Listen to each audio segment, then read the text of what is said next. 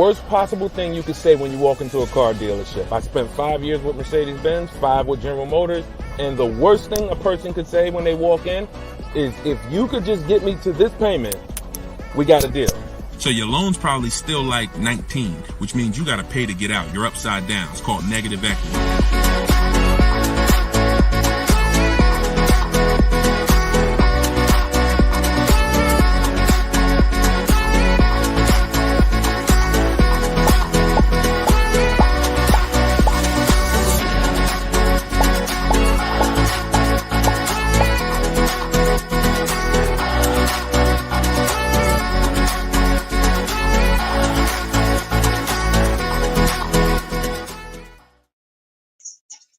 Welcome. Let me mute this because I got the audio going on my phone. We're on Instagram Live. This is our May 7th, Tuesday, May 7th, Car Questions and Answers live stream. I am your host, Deshone the Auto Advisor. You may see these broadcasts throughout the week on TikTok, on YouTube, Instagram, and Facebook. But whenever you don't see the banner above me, that means you're watching one of our live shows, so you guys can start typing your questions. If you don't know me, my name is Deshone the Auto Advisor. Let's get the quick housekeeping out of the way before we start bringing in questions. I've been in the auto industry since 2006. I left in 2020 after the pandemic. Since then, we've been focused on car shopping education, teaching you how to get the low market prices on your leases, your new cars, and your used cars by bidding and looking at multiple offers, making dealers and banks bid for your business versus how you've traditionally shopped. So that is what we do. I'm also the author of the pretty much 5-star rated digital book. It's called Cars from Home, and we're currently rated 4.94, goodreads.com. Just want to get the housekeeping out the way for those of you who don't know me. For some of you who've been on the show before on the stream, welcome back. But for those of you who don't know me, this is my new digital book. It's called Cars from Home. You can get your copy for 75% off the normal price by going to my Instagram bio, the TikTok bio, or if you're on Facebook or Instagram, you can actually scan this QR code, Facebook or YouTube. You can scan the QR code, or you can go to deshonsbook.com. We have a link in the comments for you.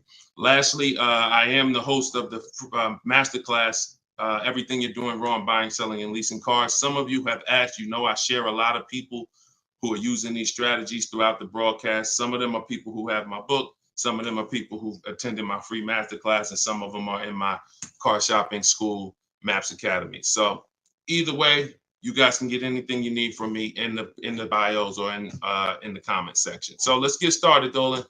You can bring in the first question. This is May 7th. So if you're just getting on, we are live on all 4 platforms, May 7th, 12 p.m. Eastern time. And you can share this with your friends.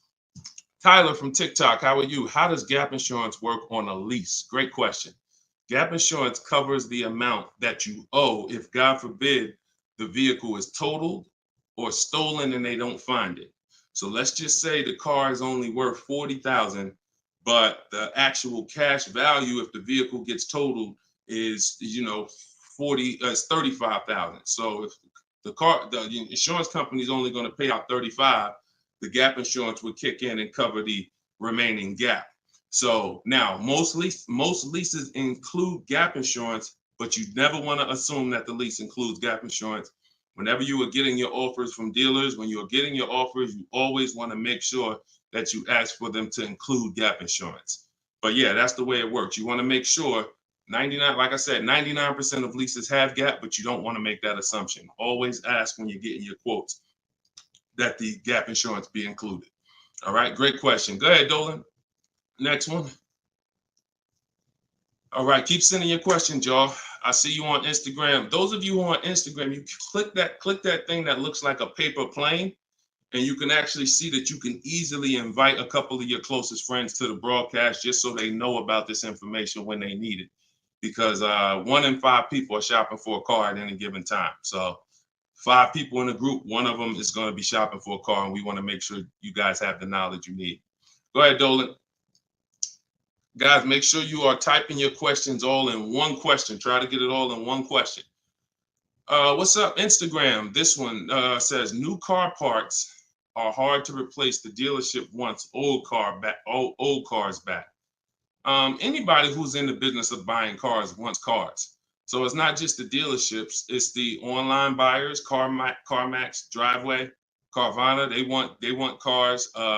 Local people who buy and sell cars, they want cars.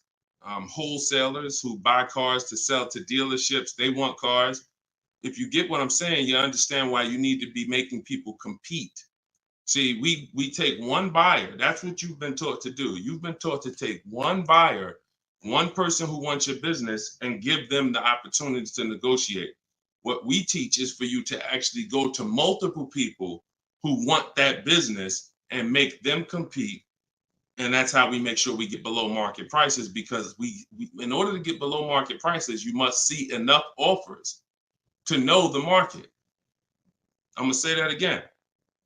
In order to get below market prices, you have to know you've seen enough offers to where you know the market.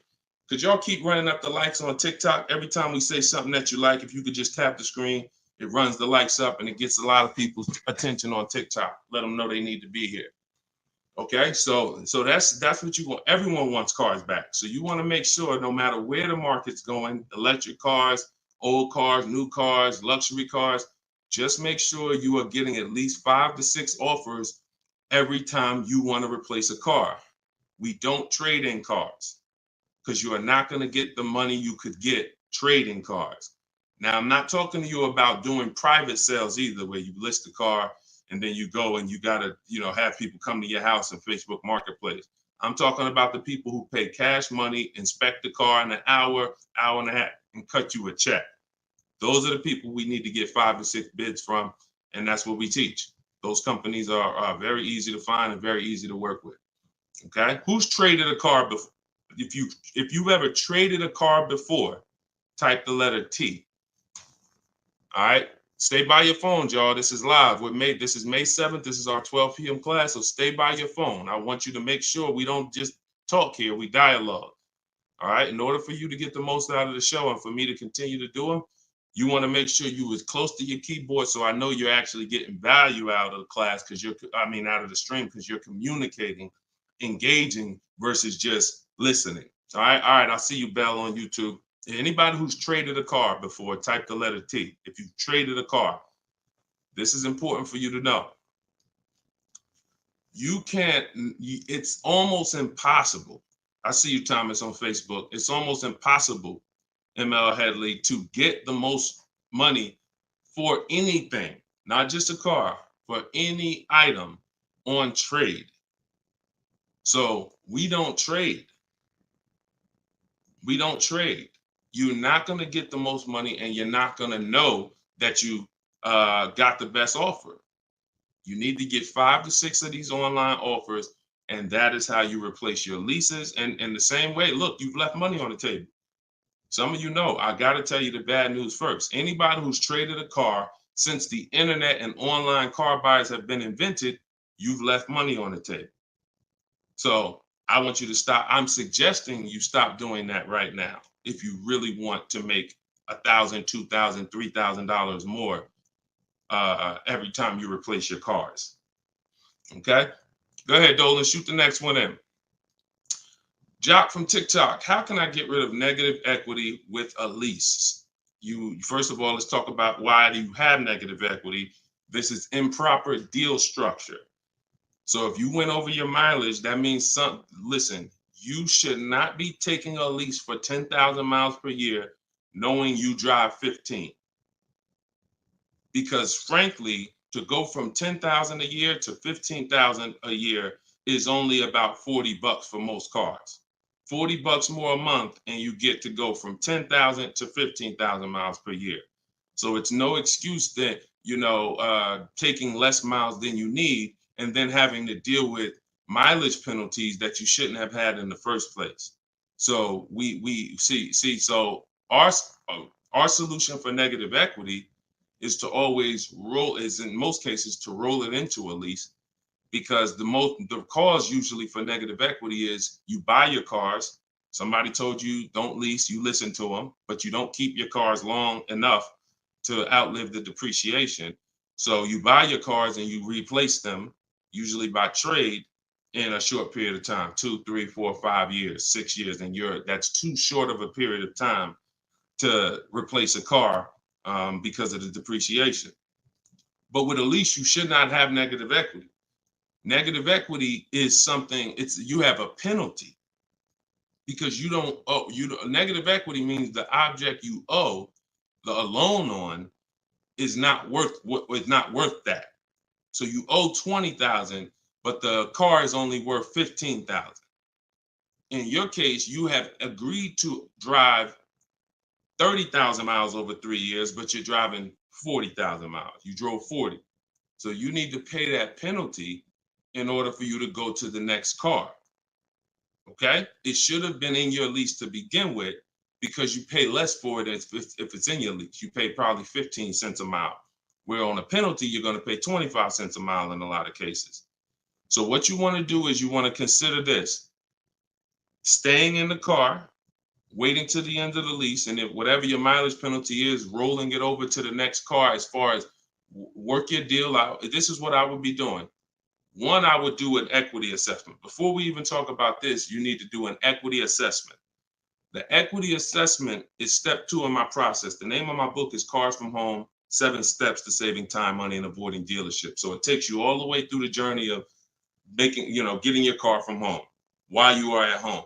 So the second step, which is right after we decide whether we're buying or leasing, is we must do an equity assessment. Some of you, who has a car that they're going to be replacing to get a car? Type me. If you have a car, it could be a lease or it could be you own it, but you're going to be, next time you car shop, you're going to be replacing that car. Who's in that situation? Type me. Stay by your keyboards. Let's go. We're live. This is May 7th. Wake up, people. Wake up. School me. All right, me, I see you. All right. What's up? Y'all can we run the lights up on TikTok? Can we tap the screen? Can we tap the screen if y'all gonna spend time with us on TikTok, tap the screen. All right. Okay, let's go. Let's go.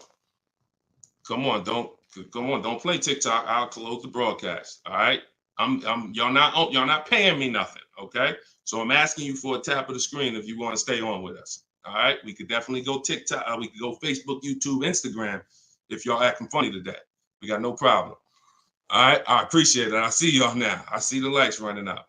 All right, so if you have a car you're going to be replacing, then everybody who just said me, then the first thing, once you decide whether you're buying or leasing, is you need to do an equity assessment. So you're going to call your bank. If you don't have a bank, the car's paid for, then you can skip this step, but you're going to call your bank. You're going to find out what your payoff is. Once you find out what your payoff is, you're going to now, if you have a lease, you're going to ask them, do you have a third-party restriction? Now, once you make a note of those things, that's 4 different paths. See, I just talked to 4 different people. It's very important that y'all understand that I don't teach one size fits all car buying advice. So you got to listen closely to see, oh, is he talking to me? Oh, that's what group I fall in. So I just said, some of you are going to replace a car. You have no money you owe on it. You don't need to call your bank. Everyone else, lease or purchase or finance, you need to call the bank, and then you're going to ask for your payoff. Once you have a lease, you're going to do this next step. So some of you who don't have a lease, you don't have to do this step. Then you're going to ask, do I have a third-party restriction? And you're going to make a note of that. And you're going to put yourself into one of those 4 categories. Okay, this is broken down. This is step 2 in my book. So once you get that information, you're going to go online to CarMax, Driveway, Carvana, Kelly's Blue Book, Instant Cash Offer. Please do not come talking about what Blue Book says. Algorithms in this market mean nothing. The only thing that matters is cash offers. So you're going to go to these people to get your cash offers: CarMax, Driveway, Carvana, Kelly's Blue Book, Instant Cash Offer, Car Guru, Sell My Car, and Auto Nation, Sell My Car. That's 6 offers. And once you have those offers, you will know where your equity position is. You will know if you have equity in your vehicle. You will know if you have no equity in your vehicle. If you are leasing, then there is no such thing as negative equity. Because let's say your payoff is $20,000 and your highest offer is $18,000. You don't have negative equity. You don't owe that. That just means when you go to drop off your vehicle, you can't sell it and make money. That's what that means. Now, if you have a mileage penalty like this gentleman may have, that's different.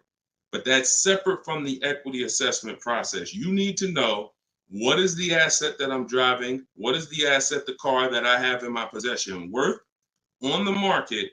And what do I owe on it? And is there equity there? So that is the step you do before you think about shopping and getting offers, because we break our transactions down into 3 categories. Who we buy our car from, we're getting bids. Who we get our loan from, we're getting bids. And who we sell our car to, we're getting bids.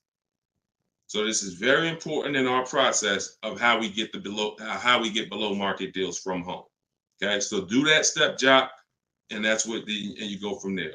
Everything I'm talking about is in my new digital book, Cars from Home, 7 Steps to Saving Time, Money, and Avoiding Dealers. Shoot the next question in, Dolan. Everyone who wants your copy, you can get it for 30 minutes at 75% off. It's normally $97. So everyone who's gotten this book, and we've gotten close to probably 6,000 people at this point, the book is $97. But when you go to my bio now, or my Instagram or TikTok bio, you can get your copy for 75% off, which would be $24, but it's only for 30 minutes. If you're on Facebook or YouTube, just check the comments and go to deshonsbook.com. You got 30 minutes to get your 75% off. Okay, Tyler from TikTok, rolled over $14,500 from a trade into a 36-month lease. Payment only $54 a month. Is this a good strategy? Payments only $54 a month? What do you mean by that, Tyler? $54 a month. How could the payments be $54 a month? You need to know how much you're rolling over into the new deal, because let's say, for example, you have $14,000 of negative equity. Just that alone is $400 a month. Just the negative equity. So I'm trying to find out what you mean when you say rolled over 14.5 from a trip. Oh, wait a minute. I think I know what you're saying. You are essentially prepaying your whole lease. What he's saying is he's taken all of the car that he is trading, which I just told you how much I'm not a fan of that. But he's now essentially doing a one-pay lease, or you're doing a huge down payment. So this is very important. You could be about to really lose your shirt right here. This could be extremely bad for you. You need to make sure you check what I'm about to say to you. If all of that money is being treated as a cap cost reduction, which is essentially a down payment on a lease, let's just say your payment would normally be, matter of fact, let's do this math real quick. And this is why having a consultant and having an advisor and getting education saves you thousands of dollars. Now, $14,500, you are talking about, if you put that into a payment form, your payment would be $400 a month higher, plus the interest on that, plus the taxes on, plus the interest on that. So let's call it $430 plus this $54,000 it's $54 a month. So let's say your payment would have been, without you trading, would have been like $485 a month. So if they're treating all of that as down payment, then here's what's happening. You're just prepaying the lease. So you have no protection. If that vehicle gets totaled, you are out $13,000. You won't be, anything you put into that vehicle, you're out. That money's gone if the vehicle's stolen or totaled. So what it makes more sense to do is to see if there's multiple security deposits that you could put. You need to get your offers, though, with no money out of pocket, because you can't look at one-pay leases and you can't look at multiple security deposits if you don't know what the original deal was without them. So if my payment is $500 a month, and then if I put multiple security deposits down, it lowers it to $450 a month, then that could be a good offer. If it lowers it $20 a month and I got to give them $6,000 to hold, then it doesn't make financial sense. That's not a good return on you holding $6,000. But I'm always comparing it. This is something we teach called advanced leasing strategies. This is not for everybody. So but you need to determine when you're doing a one-pay lease, all you're doing is giving them all of this money up front so they can lower the actual interest on the lease and see what the payment comes out to with the lower interest. So you have to get offers without down payments. This is why I'm saying when we shop, we never shop with down payments, whether we're buying cars or leasing them. We never shop with down payments because when you're putting all this money in, you can't assess the deal. Because you don't know how much of this being a low payment is because I put all this money down. You need to know you have a deal before you consider what monthly payments is going to be. If I'm getting a lease and I shop my offers and my lease deal is under 1%, or my best offer is under 1%, no more than 1.5, somewhere in between there, I know I have a good deal, regardless of how much I'm going to put down. So, and when it comes to purchasing, I need to know people worry about the payment. Some of you are worried about the payment. You don't care about what you're buying the car for, and you're worried about the wrong thing because you're thinking about the loan you're getting. You're not thinking about the car you're buying. Before you think about, hey, what's a good payment on this car? No, the better question is, who's the dealer that's going to sell me that car for the lowest price? Deshone, I want to get this BMW 4 Series. What's a good payment on that? No, you're going to get a BMW 4 Series. Who's the dealer that's going to sell you that BMW 4 Series for the lowest price? If 20 dealers, if say 10 dealers have that car, $60,000 car, some dealers are going to sell it for 65, some are going to sell it for 60, some are going to sell it for 57. You need to get these offers before you worry about what the payment's going to be. And that's a whole different philosophy. This is what I teach. So I'm never going to be in the business of not teaching you to understand the numbers because we make it simple. Whether you're using my book, whether you're paying attention on these live streams, when you are shopping multiple offers, you eliminate this. You cannot be a payment shopper because you'll just be throwing money at deals and thinking you got a deal, but you didn't get a deal. You just threw so much money at it that it lowered your payment to something that you felt good about. Doesn't mean you didn't overpay for the car.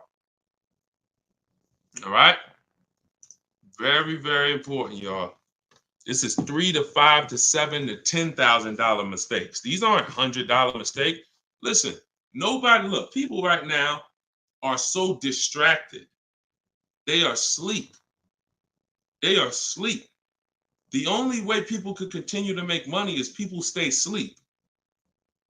It's not so when I tell you the conversation, you are taught to, when you're buying a house, get help. Make sure you have a plan. Work with the best people. Get a home inspection, even if you're not going to buy the house, right? Don't you get a home inspection even if you're not going to buy the house? Don't you risk $400, $600, $800, even if you're not going to buy the house? Why? Because you want to protect yourself from making a $20,000 to $50,000 mistake. But with cars, this is the only thing that you think, oh, I could just do this on my own. Knowing that every time you buy a car, you have a little buyer's remorse. You hope you hope you didn't overpay. You hope you didn't. So lock in. The only way you are going to win and be like these people that I show on the show all the time, like you see just a ton of people that's paying ridiculous prices, below market prices. And I got more to show y'all. Like my next show, I got like 3-4 million people that hit me with their deals they got in the last 2 weeks that I haven't even pulled in yet.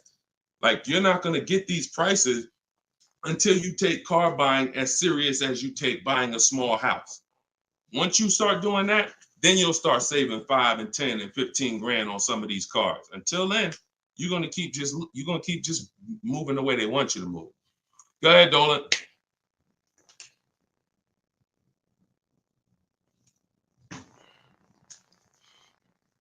Is there any way to get out of a car with too much negative equity? No. Negative equity is what I call a bad credit for people with good credit. You could have an 800 score. If you have too much negative equity, you're not going anywhere. So the first thing to know is what's the cause. See, we can sit here and we can cure the problem, but until we know the cause, you're just going to go and you're going to repeat the problem. The cause is you're not leasing, but you're not keeping your cars 8 years. So what you're doing is you're losing on depreciation. Your car's value is going like this, You buy your cars, it goes down 15%, 20% the first year, 15%, 12%, 12%. It's losing thousands of dollars in value for the first 5 years. And then that's when you go to trade it, or that's when you go to replace it. So you don't keep the car long enough for it to start losing a little bit of value because somebody taught you you could just switch cars anytime you want. Buy them and switch them, buy them and switch them.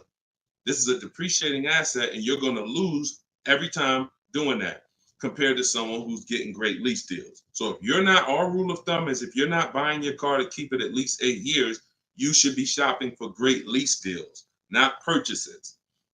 So you need to know the cause. Now, once a lot of you figure that out, that that's true, and you learn that all of this bad structure has cost you, you're going to lease. You're going to say, Deshone, I'm not keeping my car 8 years. I'm leasing my next car. If you don't have too much negative equity, then what you should be doing is trying to cover the difference. So you're going to do that equity assessment process that I laid out about 10, 15 minutes ago. You're going to do that equity assessment process. If you only have a $1,500 to $2,000, $3,000 difference between your best offer and your highest offer, I mean, let's say you owe 20 grand, but somebody's going to offer you 18, then I would pay off the difference all day long because I'm still winning with a bidding system on there. See, when you get bids, even when you have negative equity, that's still you're still getting the most money for the car you can get, which means your negative equity amount is going to be the lowest it can be. So you always want to explore if I could pay the difference between my highest online offer and my negative equity, that's the best. Because once you can't do that, now you eliminate the ability to be able to participate in a bid because you have to trade. This is the only time where we have to trade because you need somebody to finance that negative equity because you can't pay the difference. You don't have the cash to pay off the negative equity. See, if I know that I can cover my negative equity by selling the car to CarMax and I pay $2,000 and I'm out of it, that means now I can get bids for my replacement car, which is what we do. So I could get the lowest bid for the car I'm buying, the highest bid for the car I'm replacing, the lowest bid for my interest if I'm buying. Once I have to trade because I have too much negative equity, I can't do that. I can only get the bid for the car I'm buying, and then I have to ask that dealer to roll my negative equity into the car that I'm buying.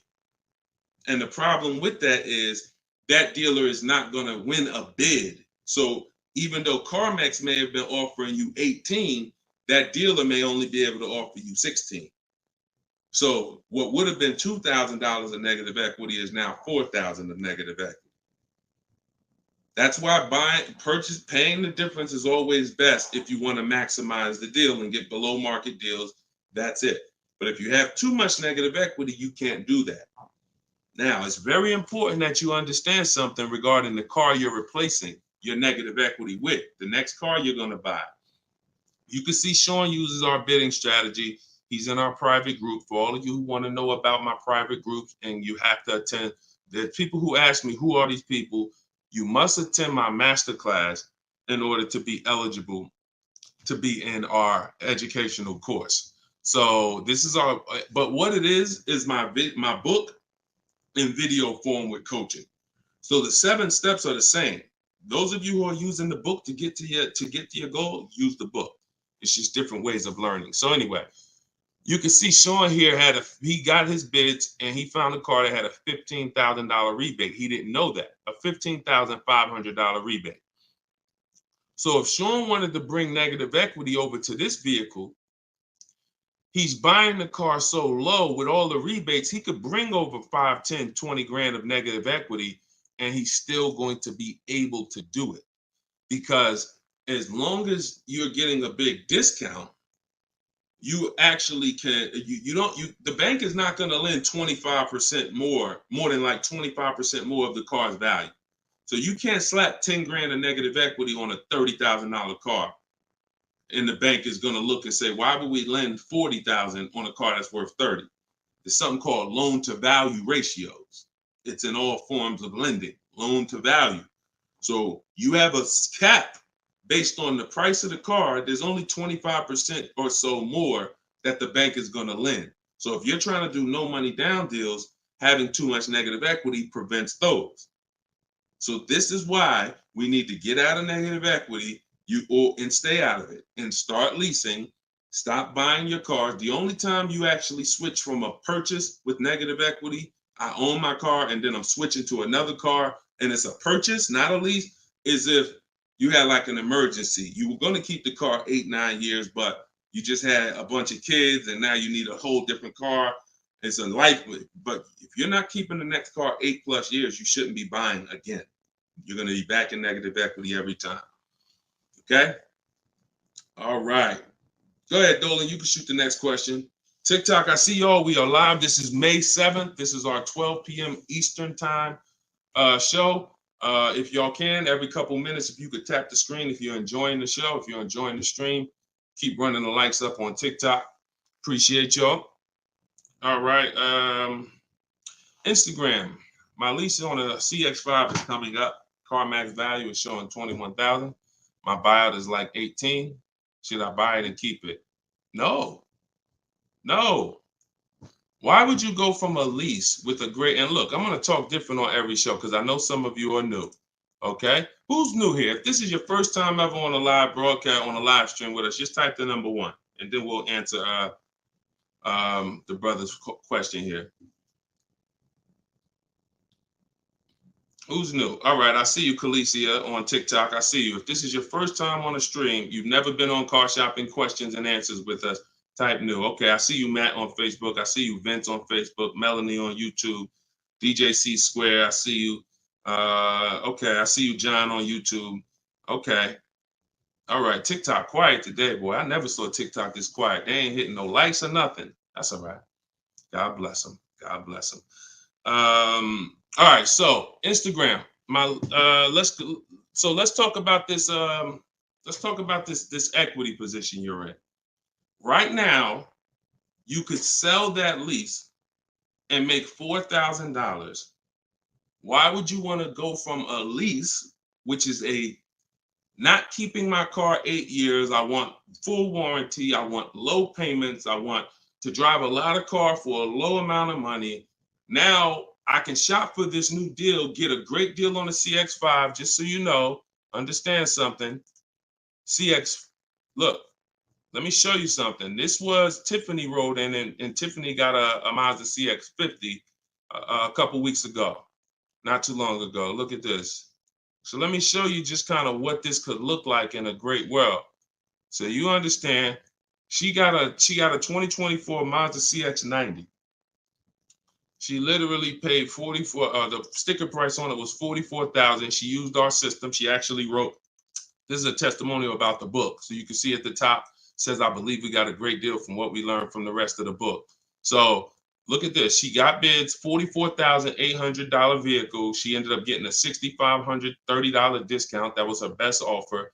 And then, so her lease payment on this would be incredibly low if there's a good lease program. But you're not going to save this kind of money negotiating. You want to sit at home, get bids, contact at least. We don't make a decision until we get 5 to 7 offers.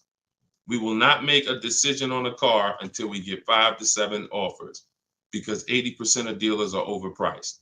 So you say you can get you might be able to get a lease price on this car for, $400 a month, no money down, for, $450 a month. Something, it might be lower. I don't know what the below market deal on your replacement Mazda is going to be. And then you could actually put that 21.4 in your pocket. So you could say, hey, the difference. So you would sell the car to CarMax for, and you would make $3,400. Just so you know, my mother sold her Mazda 2 years ago when the prices were real high, and she made $10,200. So why would I go from being able to do a deal like that, getting a new car, low payment, no money out of my pocket, put $3,400 from my old lease into my bank account? Why would I want to go from doing that to buying a used car, which is buying a 3-year-old Mazda, which is what you're suggesting when you say, should I buy it and keep it? What about that deal makes it better? If you figure this, your buyout's 18. What's the payment on $18,000 plus taxes? 20 grand, 21 grand. What's the payment? 400 a month for 5 years. So why would I go and buy a 3-year-old used Mazda for 400 a month when I could go and I could lease a brand new Mazda for 400 a month and then turn around and again, if you're not buying this car to keep another 8 years, it makes no sense to buy a used car right now. It makes zero financial sense. Not only that, you're gonna spend the same amount of money over the years that you could have drove brand new leases for. There's no benefit. There's no benefit. This is what it is. We've seen this thousands of times over the years, hundreds at least. I know it's happening thousands of times. People are buying their leases every day. They're not realizing they're just buying a used car. That's all you're doing. So I go from leasing to buying a used car, which means something in me has to change. Those of you who are buying used cars, you should be buying them to keep 8, 9, 10, 12 years. Not 4 years, 5 years, 6 years. You're driving old cars for the same prices you could be driving brand new leases for. Same prices. So why would I drive a bunch of older cars, 5, 6, 7-year-old cars? By the time I pay it off, it's 10 years old, 11. Why would I do that if I could be driving brand new cars for the same prices? So it's important for you to understand. That's why this is the first step in my process is we got to know, should we buy or lease? And the only people who should be buying are 8+ year people. The goal is to keep the car 8 or more years. Then we're going to buy it. Yep. I'm here. I see you. You know, I always butcher your name, but let me just call you EP. EP, I see you. Go ahead, Dolan, shoot the next one up. We got a couple more minutes. We're on here for a couple more minutes. How do you negotiate a purchase online? Looking at a car 3 hours away and I'm not able to go in person. So what I would do, if you've done all the research to make sure that car is a great below market price, if that's a below market price, then what I would do is I would call and verify that there's no fake fees that are not online. So when you see a car that has a $28,000 price, we're going to call and make sure that what the fees are should only be tax, title, documentation fee. Tax, motor vehicle fees, and documentation fee should be the only prices, only fees. And once I verify that, what I'm going to do is I'm going to go home. I'm going to get out there immediately, and I'm going to see the car. And if it's a great price where I'm saving $2,000-3,000 above below the market value on those cars, then I'll go out there and I'll make sure that I post up in a motel for one day, because you never want to go out there and take the car immediately, because unless you're paying cash. If you're paying cash, that's different. But if you're getting a loan, we need at least one day to do our bank bidding process. Because you could go out there and say, all right, now this is the best price on the used car. Yeah, but now I'm going to pay 2 points, 3 points more in interest, letting the dealer get me the loan. So I'm essentially giving that $2,500 or $3,000 that I saved right back to the bank. I'm not giving it to the dealer, but whoever the bank is. So we always need one day to come home, let banks and credit unions bid so we could get the lowest interest rate. And then we call that dealer and we let them bid against it. But that depends on how you're going to pay. But that's the process. You get out there, you test drive the car. That's why all of our used car research is done from home. All of our used car research is done from home. By the time we get to the dealer, the only thing we're doing is going there to test drive the car and lock up the deal. The prices we've already verified is the lowest prices in the market. So once we verify there's no bogus fees, that's our process for wrapping up the deal. That's right, man. You know I'm always watching and unlearning and relearning, boss man. Appreciate you. I appreciate you, EP. Always a pleasure. All right, go ahead, Dolan. Yeah, some of you are looking for your used cars locally. There's no way you're getting the best prices. If some of you are looking for your used cars 25 miles, 50 miles, 100 miles, There's no way you are getting you're getting below market prices. That's just not enough inventory to look at for you to see. You know, oftentimes it's literally a dealer that's an hour, 2 hours, 3 hours away who may not be in the city. They don't have the traffic that that person has, and oftentimes they'll have a below market deal because of their particular circumstance. So if you're just shopping 10, 25, 50 miles outside of your radius, that's just not enough of a radius to get the below market deals. My brother leases up. He's over miles. Equity assessment. That's it. I just went over that about 20 minutes ago. I can't go over it again because there's people who watch the stream and it's not fair to them. But we do have this stream on replay. If you go to YouTube or if you go to my Deshone the Auto Advisor Facebook page, and you can find the section that I did only on that. Okay, it's called the equity assessment. We had another person on here that's over miles. And, you know, once you do that equity assessment, then you want to weigh that, compare that to what the mileage penalty is. Because some people, the mileage penalty is only going to be $750, $1,000, $1,500. You could have that rolled into your next lease offer. You know, what you do is just negotiate your best lease offer and then say, hey, look, I need you to cut a check for, you know, $1,500 to my old lease company. Now that's going to raise your payment. So if I got a below market deal, let's say, give you an example. Let me show you with a real life example. So, you know, so Charles, let's say Charles, he gets his Hyundai Palisade, he gets it for $597 a month, but he has a mileage penalty of, you know, $1,500 that he needs. This dealer who won his business, he needs them to pay that to his old lease. So they're going to cut a check for $1,500, but that payment, that $1,500 now goes into his new deal. So it's just like negative equity. It's going to raise your payment up, which is why we bid this out and we don't bring stuff over. We don't bring mileage penalties over until we have already found the dealer that we're going to buy our car from, because they've given us the biggest discount. But yeah, that's what you would do. And whatever the mileage penalty is, you're adding it to your next lease. So you're paying it either way is the point. You're not getting out of a mileage penalty. It's just all about and the only way you can get out of it is if you sell the car. So that is how you get out of it. Because when I sold my Jeep Grand Cherokee lease, I was over miles by probably, I think I had 42,000 miles on it, and I contracted for like 39. But that's because I extended the lease.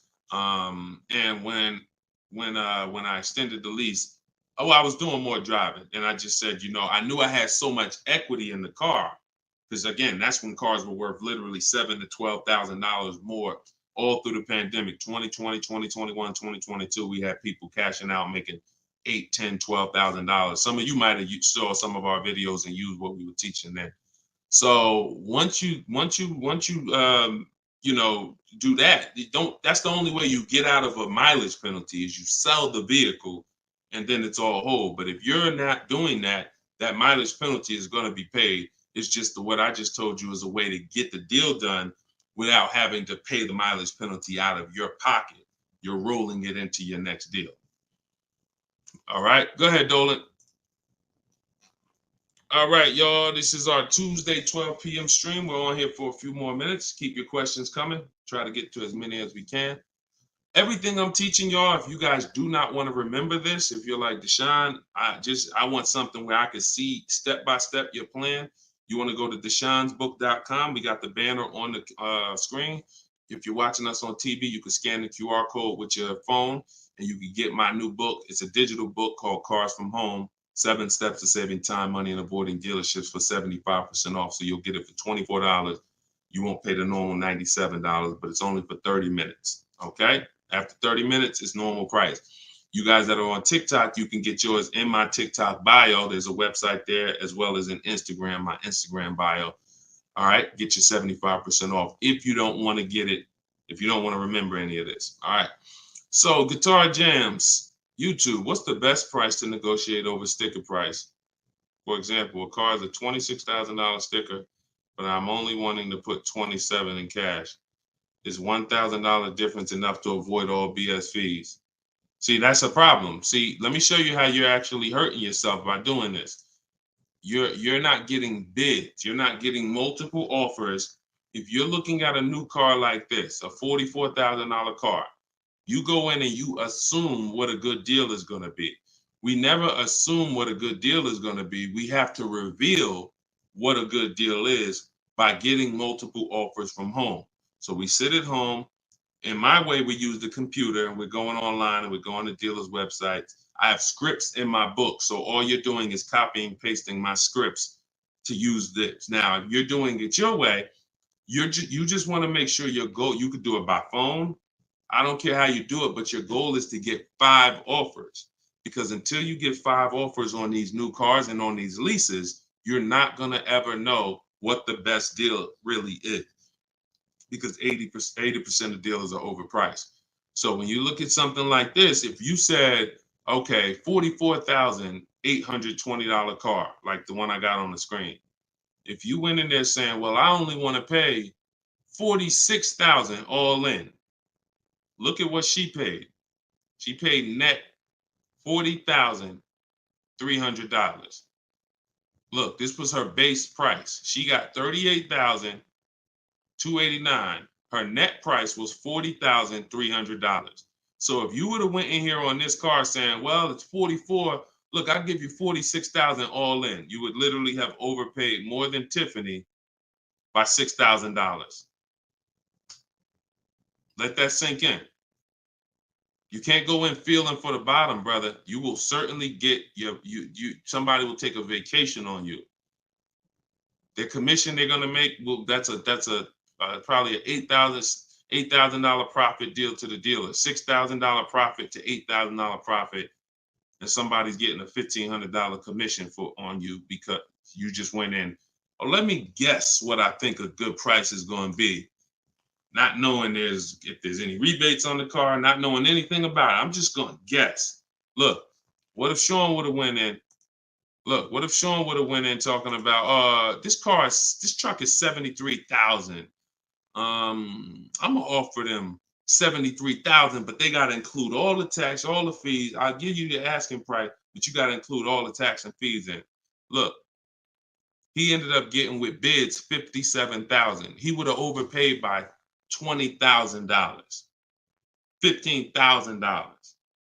And I'm sorry to tell you that some of you are doing it every day. You've done it on all your cars. You've overpaid, not using these strategies. And I want you to stop.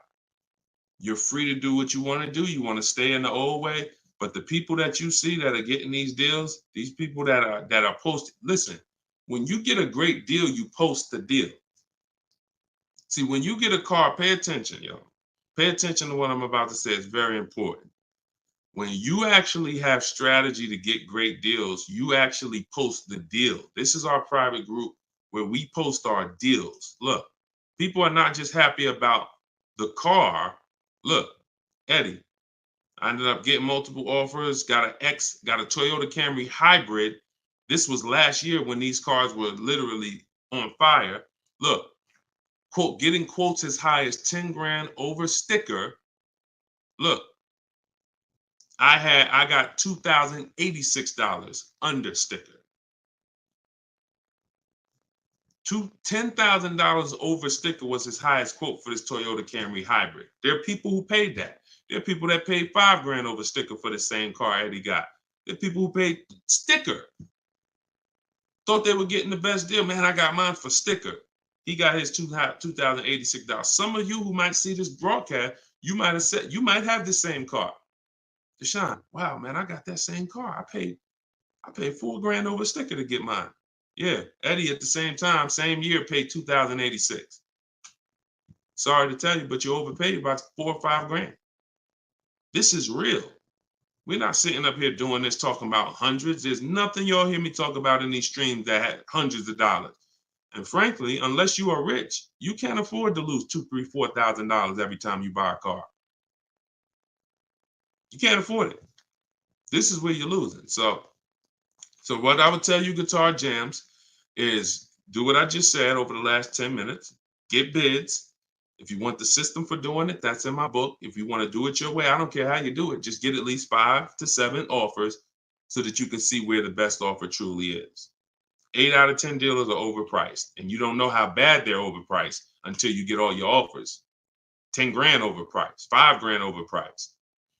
All right, go ahead, Dolan, shoot the next one in. Great question, though. Can you get a deal when you build your own car? Absolutely, Sherry, but you want to get those offers before you agree to buy something from anybody. So if I'm ordering a car, I'm getting 5 offers, 10 offers. I'm getting 5 to 7 offers, not 10 offers. See, in my book, I have a process called the 25 to 5, where we connect with 25 dealers online in 20 minutes. And our goal is to get 5 to 7 offers in 48 hours. So once that happens, we don't order a car until we verify the car doesn't exist in the market. See, because when you walk into a dealership or call 2 dealerships and they say, oh, we don't have that car, but we can order it for you. Now, what are you doing? You only talk to 2 dealers. What about in the 25 dealers that we talk to? What if 7 of them or 10 of them have that car? So you just talked to 2. Now they got you ordering a car. We don't order until we talk to these 25 dealers online and they tell us, hey, nobody has it, or it's only 2 out there, then we might order. But that car could be sitting right around the corner from you, or 30 minutes away from you. People could have 5 of them. An hour away from you, people got 3 more of them. But because you're just local, you think, oh, I need to order this.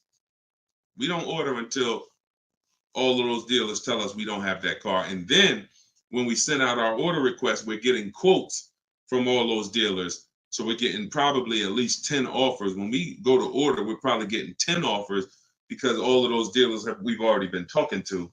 And any of them could order us a car. I had a young lady 2 years ago, no, last year, the new BMW came out, the new BMW X4M, and she got quotes. And to order, nobody wanted to give her below sticker price. Some were higher than sticker. The person who won the bid was giving her 3 grand below sticker. But the car had a bad lease program though, so she ended up not getting it. But 3 grand below sticker. If she was purchasing that car, that would have been a ridiculous deal. Brand new BMW, new body style, 3 grand below sticker. But that's bids. And we do that in 45, 60 minutes. Before you even get home from the grocery store, we already got the bids, and we're not putting in 60 to 90 minutes to get this done. So my process is not just money, it's time. I don't want to spend more than 60 minutes to get a car. And I could get any car, any price. All of these people that you're seeing, Danielle, Kimberly, Bonita, all these people right here, Charles, they could get the Zafrina, they could get these cars, they could get these same deals that y'all seeing, and they're probably 90 minutes. Some of them might be 60 minutes because it was their first time, second time, some of them. Second time you get it, you're probably 60 minutes because it's a repetitive process. Getting a car, getting these bids is so repetitive, you'll see. This is what I should have been doing years ago. I don't know why. So easy. All right, go ahead, Dolan. Shoot the next one in. What's up, Sus? Ralph Morales. K. Michelle, I see you. That's not the K. Michelle, I know. What's up, John? I see you. Steps if the lease has a third-party restriction. So if the lease has a third-party restriction, we're going to get bids from whatever dealerships make the car. So if there's a Nissan and I have equity, if I have $2,000 or $3,000 or $4,000 in equity, then what I'm going to do is I'm going to call and I'm going to get bids from the local dealers, because a third-party restriction means that it doesn't mean you can't sell the car. It means you could only sell to a local dealer who makes the car. So we still get bids. We get 3 to 5 offers from used car managers. And whoever makes us the best offer gets the car. And then they'll cut us the check for any equity that's in the car. But we always need to get the offers online, because that's going to tell us if we should even be pursuing. If we don't have any equity, or it's at a break even online, there's no reason for us we don't have any equity in the car. We're just going to return the lease. But the process of doing this is to prevent what a lot of people have done. You dropped off your car 2020, 2021, 2022 at a dealership.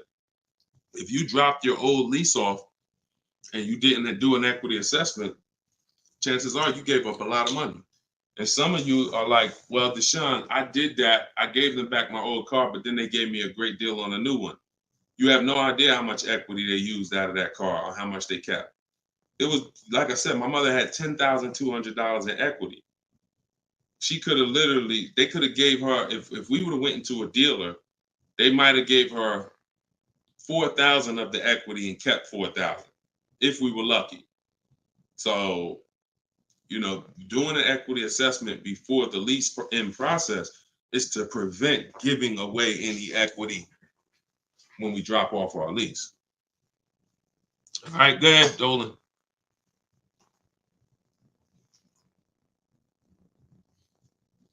This is our Tuesday, May 7th live show, 12 p.m. If you don't see the banner above me, that means we're live. So you can type your question. Dolan will bring them in.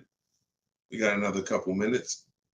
Hey, Deshone, currently in talks with dealers for a good offer. Thanks for all your help. Great. I feel empowered and confident I'll get the best price. Get the book, everybody. Stop leaving money on the table. Thank you, Nico Smooth. See, it's empowerment. It's the only way to feel empowered. You are not going to feel empowered going and negotiating with a car salesman. Anytime you're working with us, it's already set up for you to leave, not able to guarantee you got the best deal. Nico Smooth, he's going to guarantee it. I don't know if that's a woman or man, but they're going to guarantee it because they're getting offers. They're getting offers. If you had to buy a 100-inch TV and you just went out right now in the first store you found that had one, you just paid it. Or you looked and said, man, I think that's a good price. 100-inch, man, that's only, $900. I feel like that's a great price. Meanwhile, you didn't look on Amazon. Amazon had a better brand for, $200, $300 less. Or Amazon had the same brand, or Walmart had a better brand for $300 less, or Best Buy. These are the same principles. It's impossible for you to go into a car dealership and get a good deal and you don't know the market. The market you only know through getting offers. Once you get the offers, you see what the best market prices are and you pick the lowest one. That's how you get the below market offer. So I'm glad, Nico. Enjoy, and definitely send us your success story.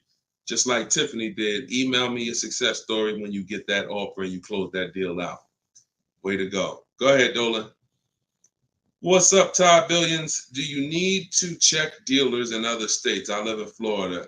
Depends. We will go with, all right, so some people will do my strategy is called the 25 to 5. We're connecting with 25 dealers online. Some people, they do it through offers. If the state is not too big, maybe their 25 dealers is all, if their state is really big, maybe the 25 dealers are all in the state. But some people, they might only have 12 dealers in their state, and so they're going across state lines, and that's very common. That's very common. If you look at Sean posted in our group, and he said he ended up expanding his search to 150 miles outside his area to find this deal. He said, I'm going to another state to pick this up, which is something I never would have thought of before he attended the class. So he attended my master class. All of you who want to attend my free master class, it's called Everything You're Doing Wrong, Buying, Selling, and Leasing Cars. You can go to my TikTok bio, and you can go to my Instagram bio. We have a comment in the comment section for you guys who are on Facebook or YouTube. But this is, the local business is going to die. When you see and you shop online the first time properly, you're going to find out that the local business is going to be dead to you unless they win the bid. And you're not going to be committed to local anymore because, look, Sean is driving to another state because his best offer, it saves him $4,000. So no other dealer near him made him the other offer. This dealer that's in another state made him, and it's $4,000 better. So literally, if he has to drive 4 hours, 2 hours there, 2 hours back, he's literally making $1,000 an hour. This is the money we talk, big money talk. So yeah, go as far as you need to get 5 to 7 offers and get the below market deals tied. Go ahead, Dolan, shoot the next one up, brother. Great question.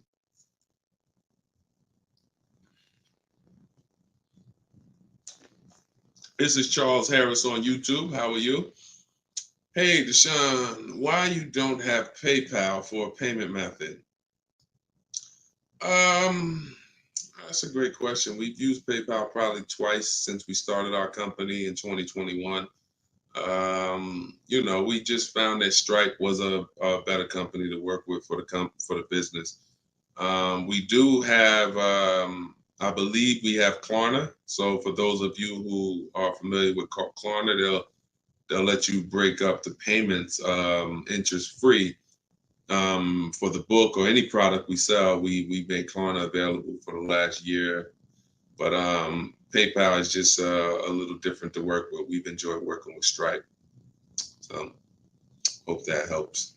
Go ahead, Dolan. All right, we just hit the hour mark. Got a couple more. Try to take a couple more before we wrap.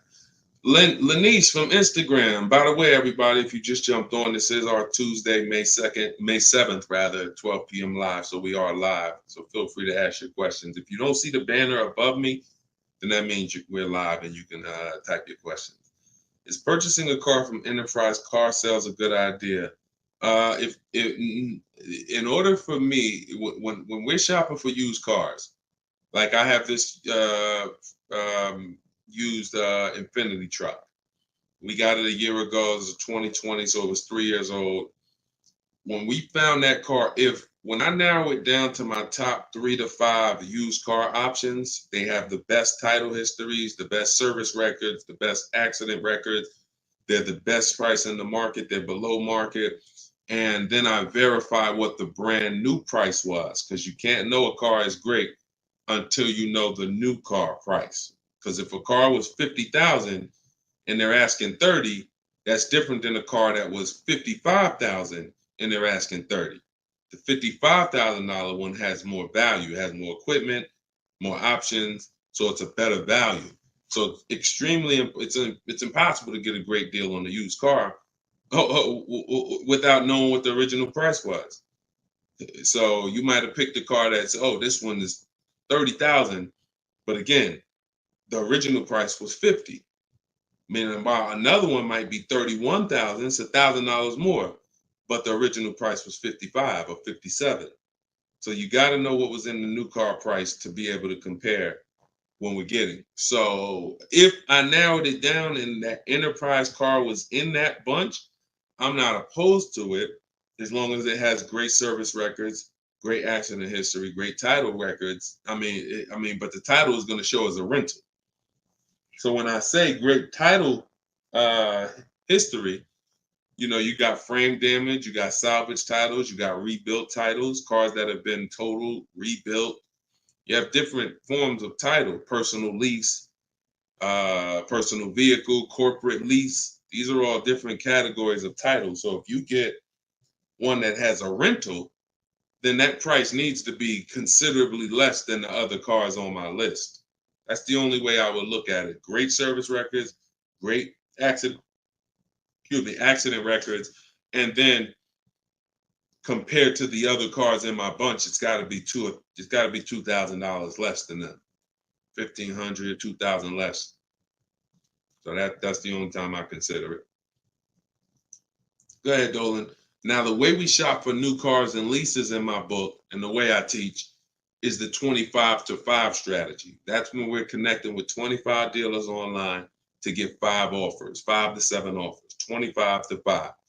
When we shop for used cars, we're using my multiple marketplace strategy. So we're going on every marketplace that has used cars, 8 of them: CarMax, Carvana, Driveway, eBay Motors, Car Gurus, Cars.com, Carfax.com, Autotrader.com.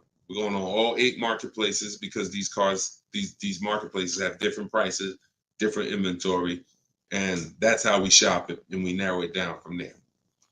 All right, Fo from TikTok. Best way to trade a vehicle and not be upside down. We already had 2 questions about negative equity. So what you want to do, Fo, is either go to YouTube and go to Facebook. The replays are there once we end the show. Just find somebody who had that same question. Somebody asked about replacing a car that they had negative equity on. Upside down, negative equity, same thing. just two different terms. Go ahead, Dolan. Everybody getting value out of the show. If you're getting value out of the stream, type $signs, type a $sign. If you're getting value out of the stream, type a $sign. All right, everybody getting value? All right, I see you. Perfect. Good. Good. I see you, John. I see you, Tracy. All right, I see you, Sterling. Yep. I see you, Charlene. I see you, EP. Perfect. Glad everybody's getting value.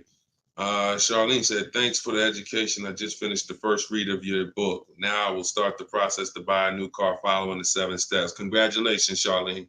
Way to go. Now, some people choose to go the book step by step. So the last step that Charlene just said, step 7 is delivery. So you're not really getting, some people do this. And I can't, it depends on how you learn. The book is set up in a way where everything I teach is set up in a way when y'all hear 7 steps, it's set up where if we talked on the phone, I would be saying, do this first, call me back. Do this second, call me back.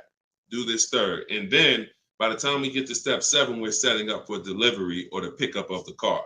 So some people never read the whole book. They just do 1 step at a time, and they never see step 7, me congratulating them for delivery until they are at that step.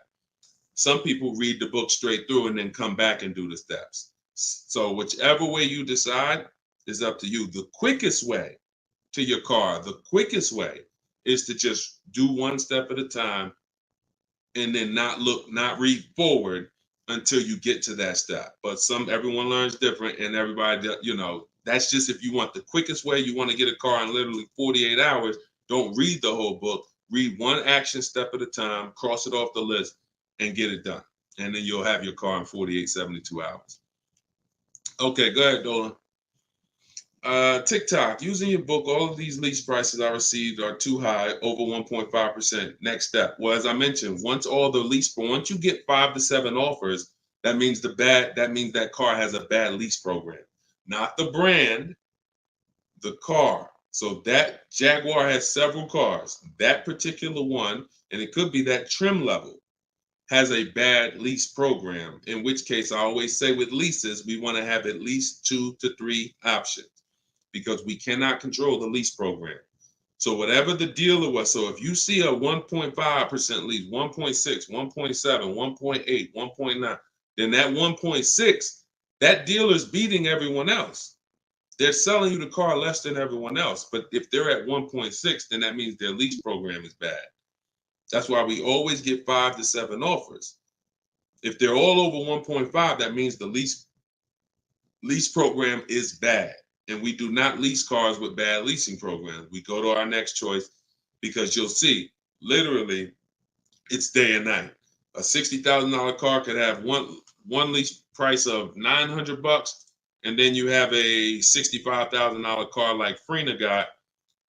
$65,000 vehicle she paying $579 a month. 2024 Jeep Grand Cherokee. Got it a little while back. So this is, lease programs make the difference. What we do is use bids to get the lowest price on the cars. We're gonna always get that. But once we can't control the lease program. So we always have 3 options. With purchasing, we don't need 3 options, because once we get our bids, we're gonna just find a dealer that's gonna be the lowest. Nothing else matters. We don't need to worry about a lease program. Go ahead, Dolan. German Tink from TikTok, I see you. If our credit is not good, I feel like we don't have room to negotiate. True? No, your credit, you do. You see, again, we're mixing the loan with the price of the car we're buying. That's where you're going to overpay. Because if you have a loan, you have bad credit, the only thing that should be affected is the interest you pay on the loan. That should be between you and the bank, the lender, not between you and the dealer. So what your job to do is, if you have bad credit, the lender you get your loan from is going to tax you for it. You're going to pay higher interest than what someone with good credit would pay. But what you should not be doing is overpaying for the car because you didn't get bids. So you can get bids for your car, and then you can use a company that gets deals done, that gets people loans, even with bad credit. And you know, I use Limbuzz. I recommend Limbuzz. I don't use them. I recommend them. So you could either,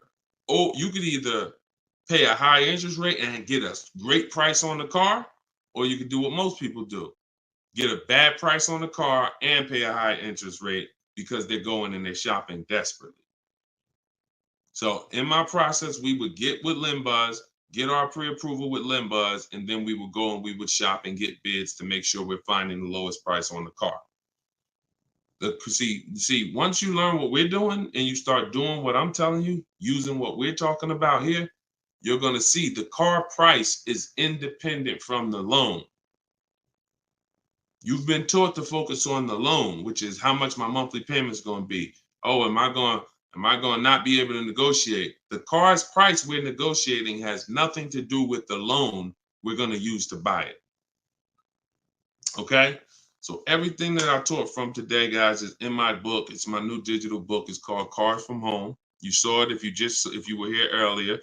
We're rated 4.94 on Goodreads.com.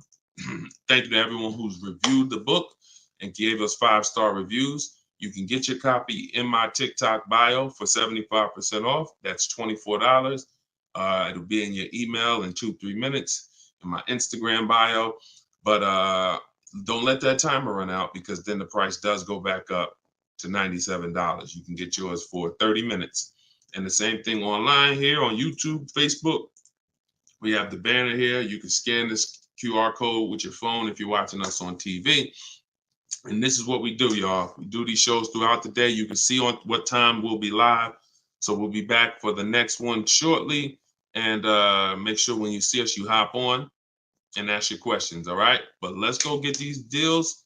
Shout out to everybody who's committed to unlearning and relearning. In order for you to win with what we just talked about, you have to unlearn the way you were taught to car shop. You have to unlearn that and relearn the new way. All right?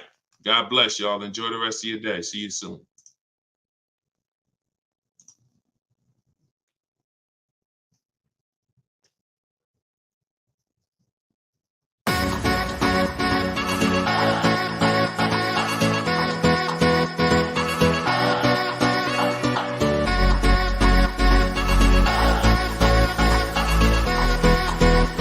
The worst possible thing you could say when you walk into a car dealership. I spent 5 years with Mercedes-Benz, 5 with General Motors, and the worst thing a person could say when they walk in is, if you could just get me to this payment, we got a deal.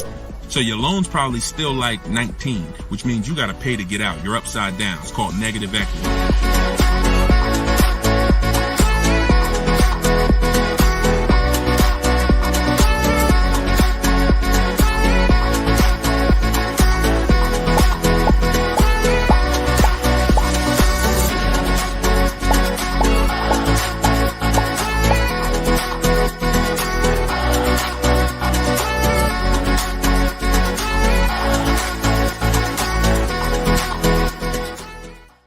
In the next 12 months, if you are car shopping now, or in the next 12 months, I want you to type a 1 in the chat as you come in. My name is Deshone the Auto Advisor.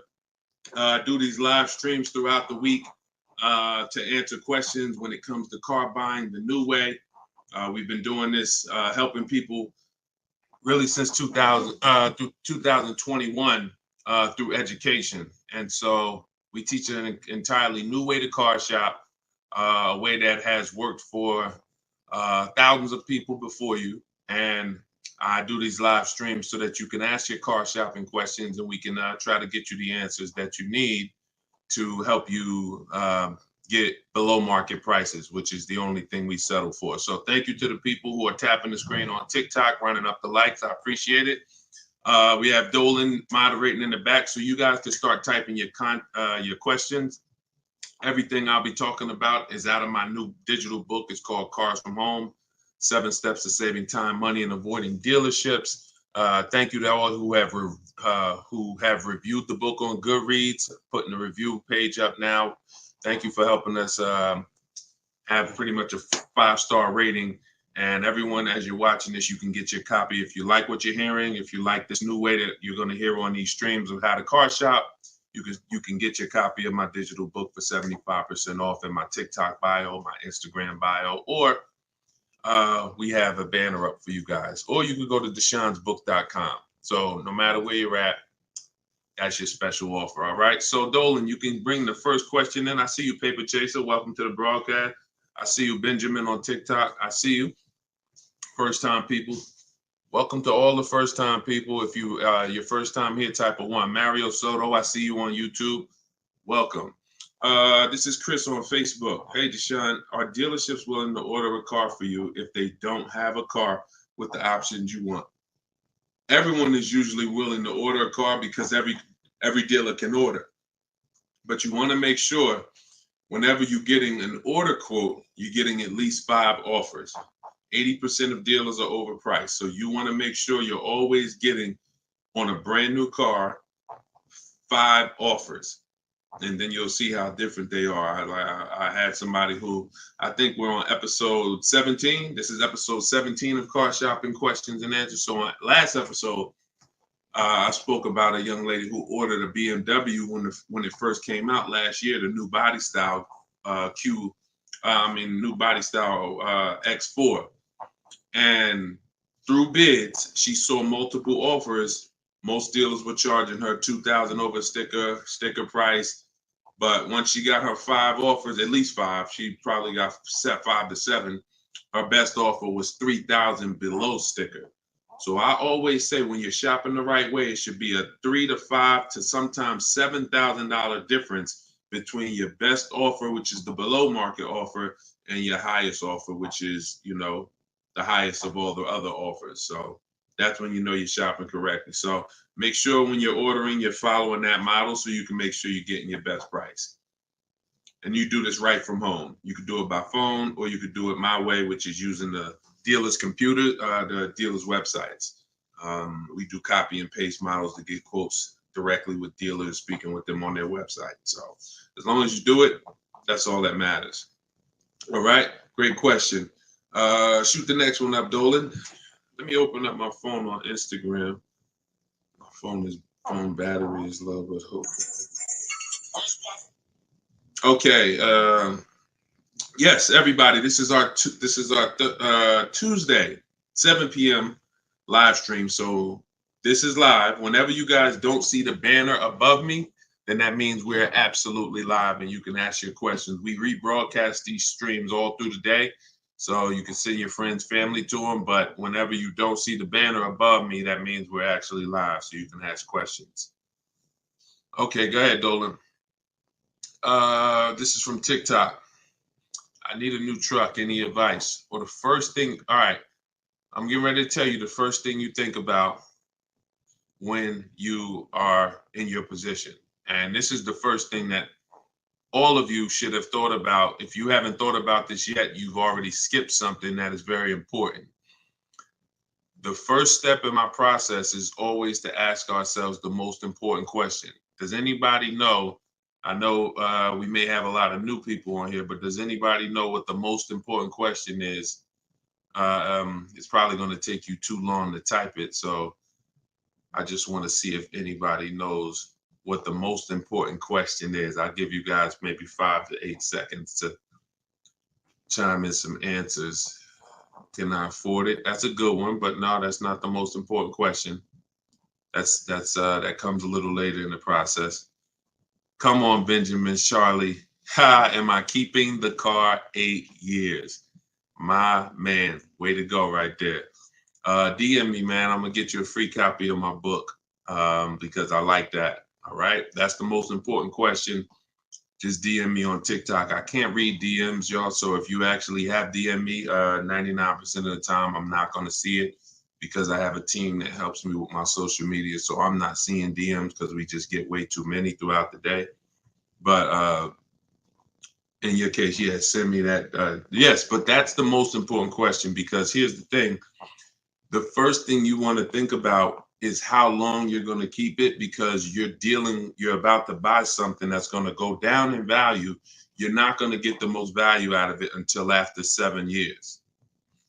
that's when you're going to get the most value. Everything before that, who knows, when I break these things out, I'm showing you the depreciation curve. And this is how your vehicle is losing value. So if you buy a new vehicle, it's losing value like this. If you buy a used vehicle, it may be losing value like this, but it's going down thousands of dollars every year. So until you keep the car long enough, some of you are just not keeping your cars long enough to win, because you're turning around and replacing your cars while it's still like this. You're still losing $2,000, $3,000, $5,000, $7,000 a year, depending on the price of the car, in depreciation. Now, when you keep your car long term, you're going to beat depreciation, because eventually your car starts to, like, who has a car outside right now that's at least 8 years old? Who has a car outside right now that's at least 8 years old? Type how many years old the car is. I just want to demonstrate something, because if you skip over this, you're not going to be able to get a good deal. You can forget it. I'm telling you right now, I call this the most important question. If you get this wrong, forget about getting a good deal. It's impossible. And I'm going to explain why. This is not, if some of you are new here, I don't need to hype anything up. I love math. So I make math simple. You might not love math. I love math. And I know that when it comes to cars and buying versus leasing, it's a numbers thing. It's a math thing. And I'm telling you that if you're not going to keep your car long enough for the depreciation to level out, like you can see Chris here on Facebook, he has a car 10 years. Carlos, 10 years. Tyranny on YouTube, 10 years. Okay. Yep, I see you. Kura Cindy on Instagram, 14 years. Jeff Walkus, YouTube, 15 years. Now pay very close attention to this. You'll notice that the way the amount your car is worth today, it's going to be worth almost the same thing next year. It's going to be worth almost the same thing next year. If your car right now is worth, if it's 9 years old and it's worth $8,000, a year from now it's probably going to be worth $7,600. That's when you have beat depreciation. Tap the screen on TikTok if that makes sense. See, if your car is only losing, some of you see these answers, until you are actually keeping your car long enough. It's not about when you pay off the car. A lot of people think that that's the car is paid off. It doesn't matter. The value of the car is going down. This is why I call this the unseen expense. Depreciation is the unseen expense. And so how do we beat it? You can't replace the car in 2 years, 3 years, 4 years, 5 years, 6 years, 7 years. Can't replace it. You have to replace it either after that, or if you're not going to keep it that long, you should be shopping for a lease. And I'm going to show you the numbers before we move on from this. I'm going to make this point very clear. Now, this is step 1 in my book. This is why if you don't get this step, you cannot get a great deal on a car. So Instagram, I just want to let y'all know that if you're enjoying what we're doing, there's a button that looks like a paper airplane at the bottom of the screen. If you could hit that and just quickly in 10 seconds, tap 3 friends or 1 friend, anyone, I don't care. Just invite people over, because I know they'll appreciate it. Because a lot of you guys have friends right now that are outside in dealerships getting overcharged as we speak.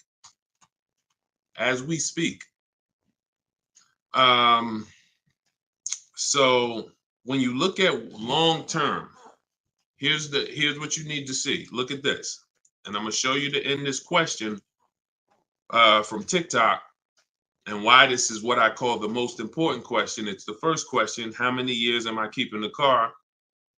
Because look at this. I'm gonna use an example of this lease deal that Zafrina just got.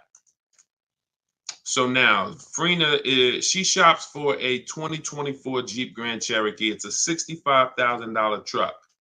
She got an incredible steal on this vehicle. Her payment is $579 a month on a $65,000 truck. No money down. So she did this. She got bids. You're not negotiating for these deals. So I'm just telling you, if you guys want to get these deals, you need to use what I'm teaching you. If you want to get it step by step, it's in my book, in my TikTok bio for 75% off. You won't even leave the broadcast on TikTok. You can get your book for $24 and you'll have everything I teach step by step. And same thing on Instagram, in my Instagram bio. You can get it for 75% off for 30 minutes. So I want to show you guys this. And you know what? That lease deal is too great. I don't even want to use that. Let me use something that our average people are getting no problem. Because Zafrina's lease deal was just ridiculous. $579, $65,000 Jeep Grand Cherokee. From home, by the way. 60 minutes. Maybe she put in 90 minutes. It was her first time using this stuff. 90 minutes. So Danielle got $550 a month. First payment was all she gave them, so there was no money down. She got an Audi A3, $44,000 new vehicle. She's paying $550 a month. Now I'm gonna ask you guys a question. Danielle gets this sitting at home. And look, she said due to circumstances, because some people like Deshone, she might have had time, a lot of time to do this. You know, I need a car in like 30 days. But she said, due to circumstances out of my control, she posted this in our Facebook group. I had to lease something quickly. Yep.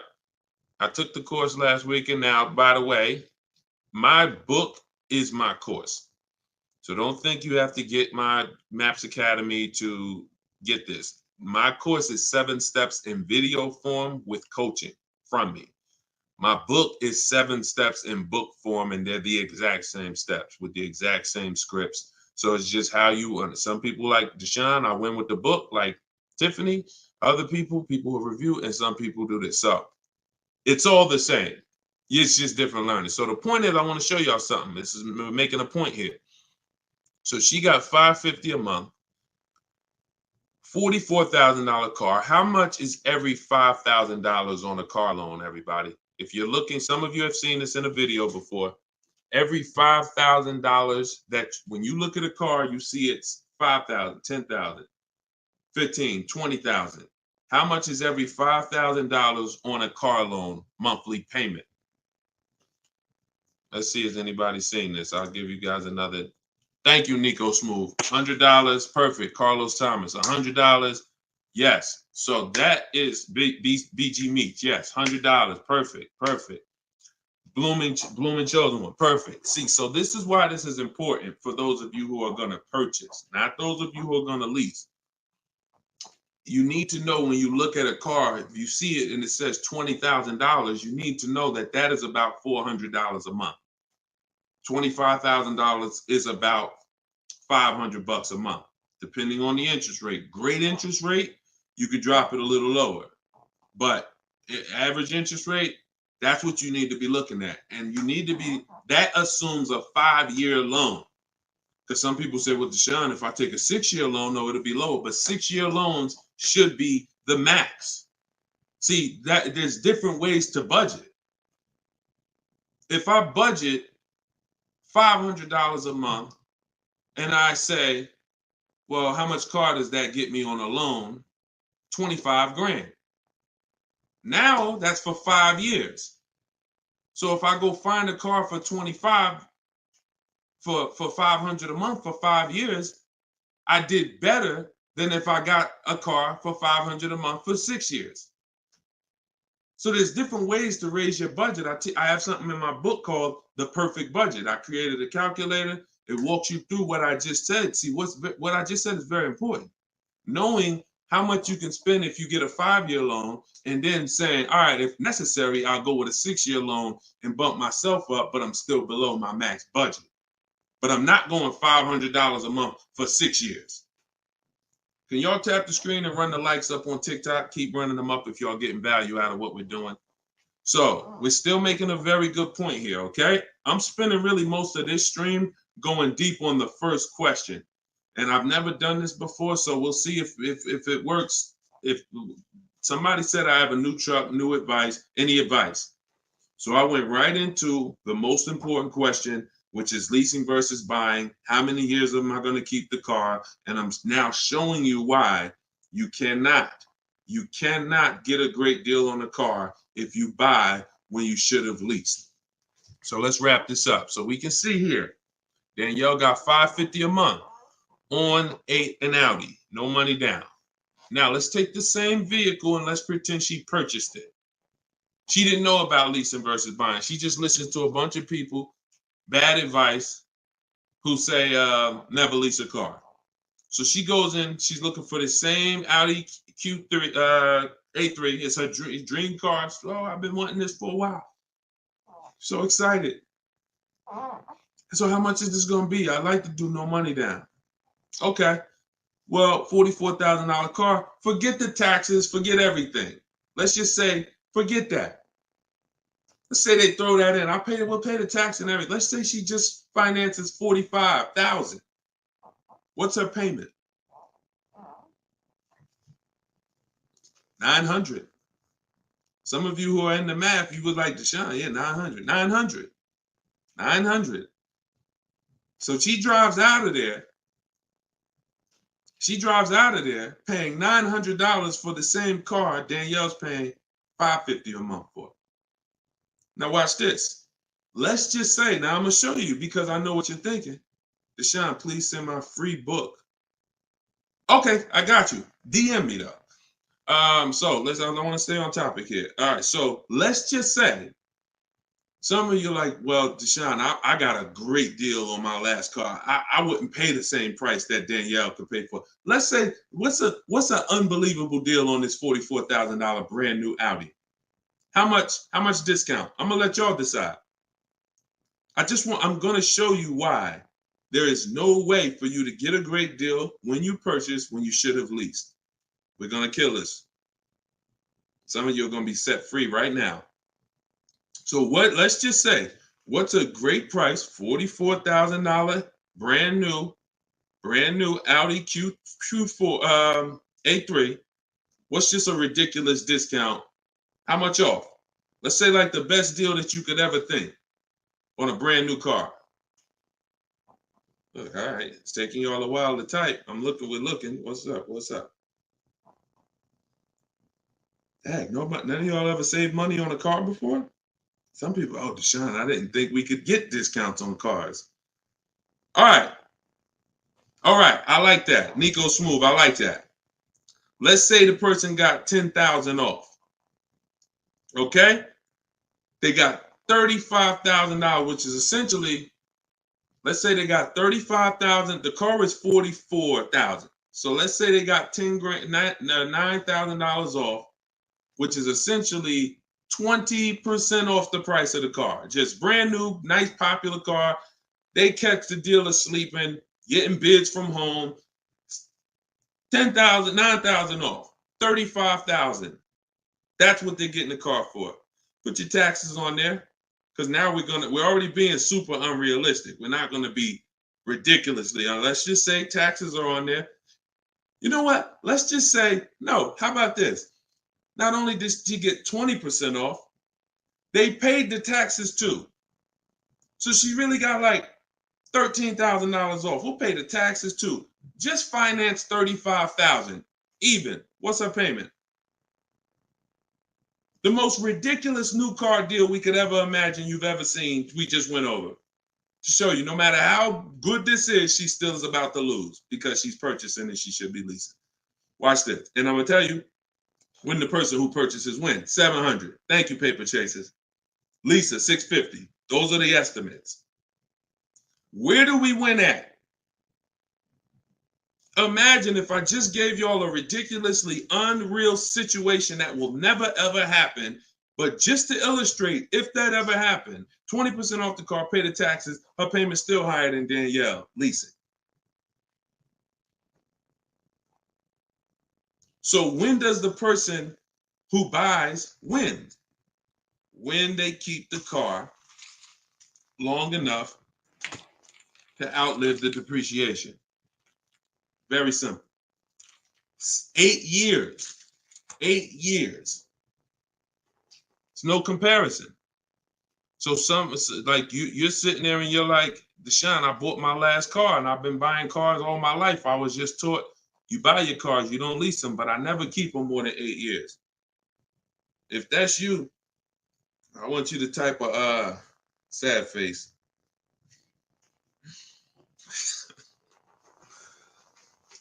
You've lost a lot of money. So what would you rather?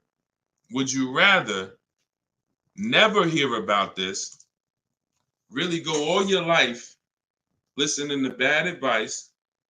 And we might wrap this because we still got time. Before we even go back into more questions, we actually may go a little, because some of you are like, Deshone, well, what if you buy a new car, a used car? Because you just compared that to a new car. All right. So let's just go back one more time. Let's pull up Danielle's because we're on that scenario. So we already said Danielle drove out with a $550 a month lease, paid her first month's payment. Best impossible deal that'll never happen, unrealistic, made up, make-believe deal we just ran was still a higher monthly payment. So imagine with somebody who just goes in regular negotiations, maybe gets $2,000 off the list price.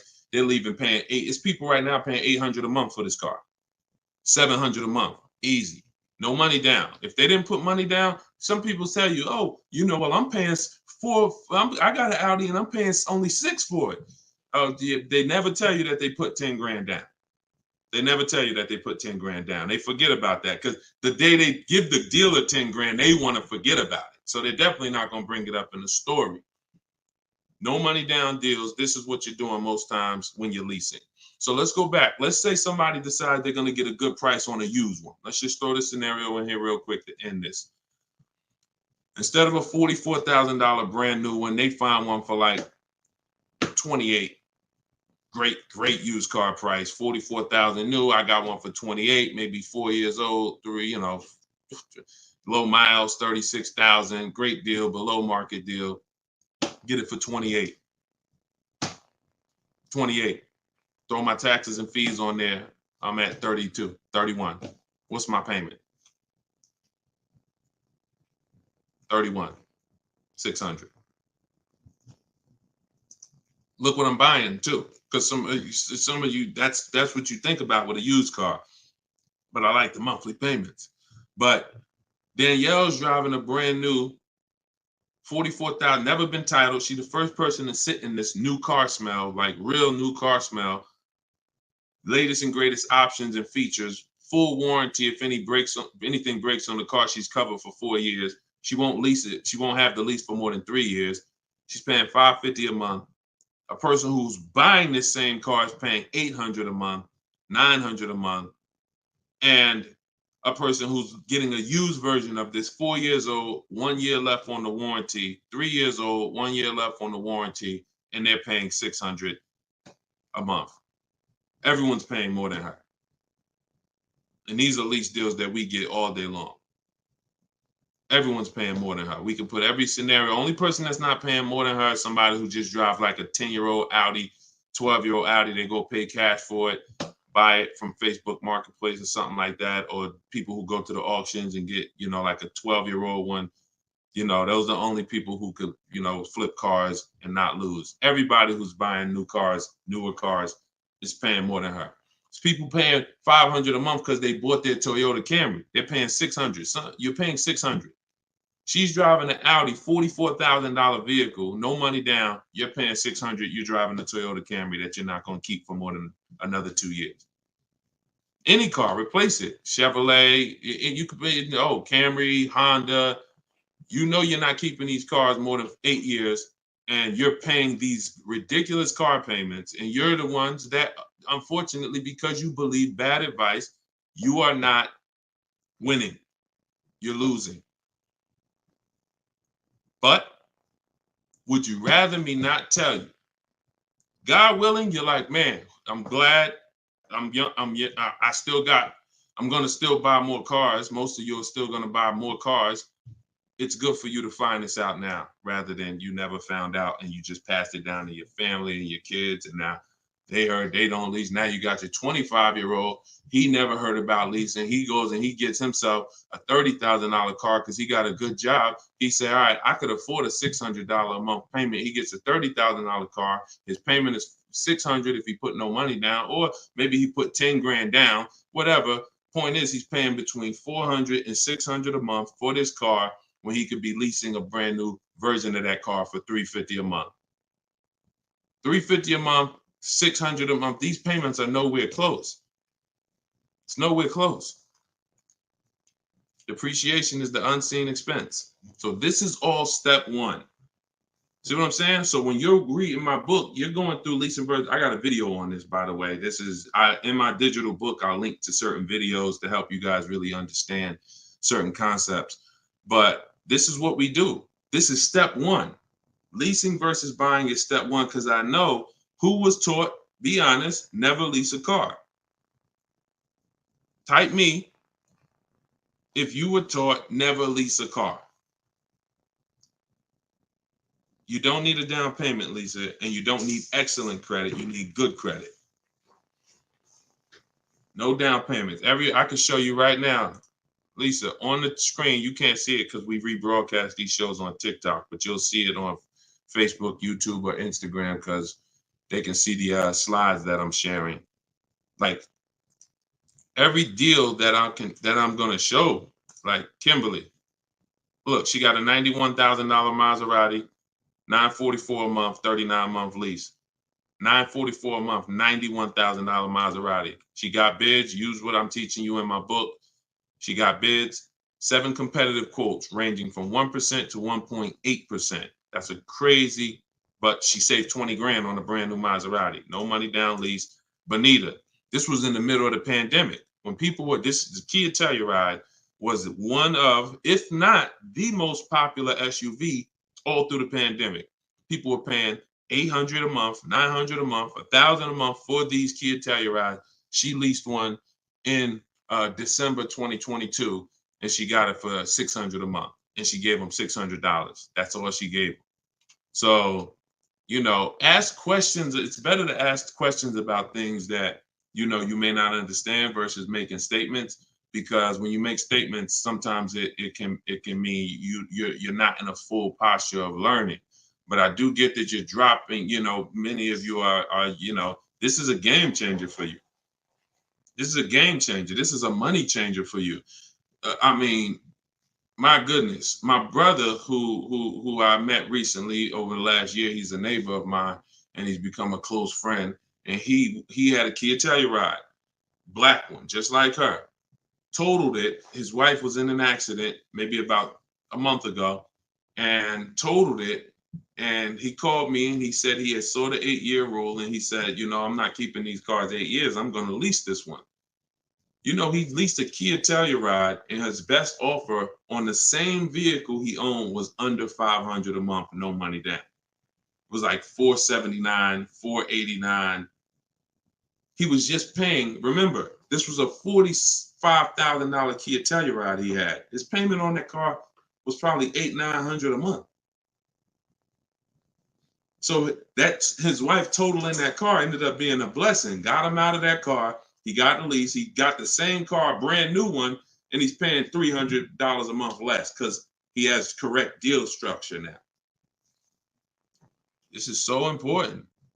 That's why I call this the most important question in my book. And this is step one in my process, is you ask yourself the most important question. So I'm going to put the banner back up for you guys on Facebook and YouTube. You can actually go to deshonsbook.com.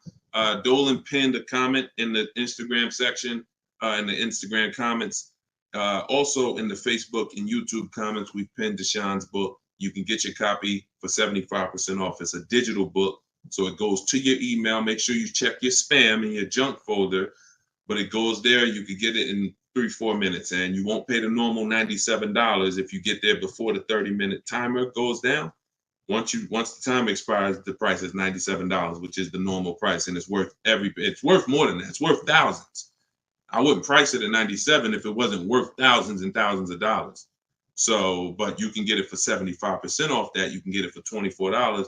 if you get to my TikTok bio, my Instagram bio before the timer expires. But that's leasing versus buying. That's a quick comparison of leasing versus buying and how there's no way to get a great deal if you buy when you should have leased. No way. So some of you are going to be like, oh, well, I want to transition because I want to get out of my car that I'm financing and move to a lease. You should do that as soon as it makes financial sense. And that means sometimes you have too much negative equity. You can't move right now. So you may have to wait a year or 2 years before you can actually move over. I like that question M asked on YouTube just now. Do you value owning cars without payments? Can you throw that one up, M? Can you throw that one up, Dolan? Who was taught always pay cash for cars? Who was taught, type a $sign if you've heard or you were taught that you should always pay cash for cars. Now, I'm going to tell you, in a market like now, it's great to, all right, I see RJ Velez. Now, there's value in paying cash, and I'm going to tell you where it is, and you got to just, there's no one size fits all. See, the problem, what's been hurting you guys is because you've listened to one size fits all car buying advice. So usually whoever is giving you the advice, they're telling you to buy cars the way they buy cars. Tap the screen on TikTok if this is making sense to y'all. If y'all are following this, keep tapping the screen, running the lights up. Let me know that you're following what we're talking about. So here's what's important. If you're listening to someone who tells you pay cash for cars, buy used cars, that's because they do that. Now, if it makes sense for them, then that's great. But we need to look at paying cash. When does it make financial sense? When does it not? It's based on a couple things. First of all, what are you doing with your money? Because some people say, I don't like car payments. Type me if you don't like car payments. Who said, type that, Deshone, I want to pay cash because I don't like car payments.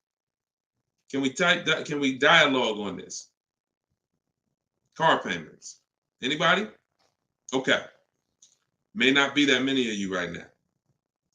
There are people who say this, but you don't realize that car payments, when you pay cash, all you're doing is saving up a lot of car payments.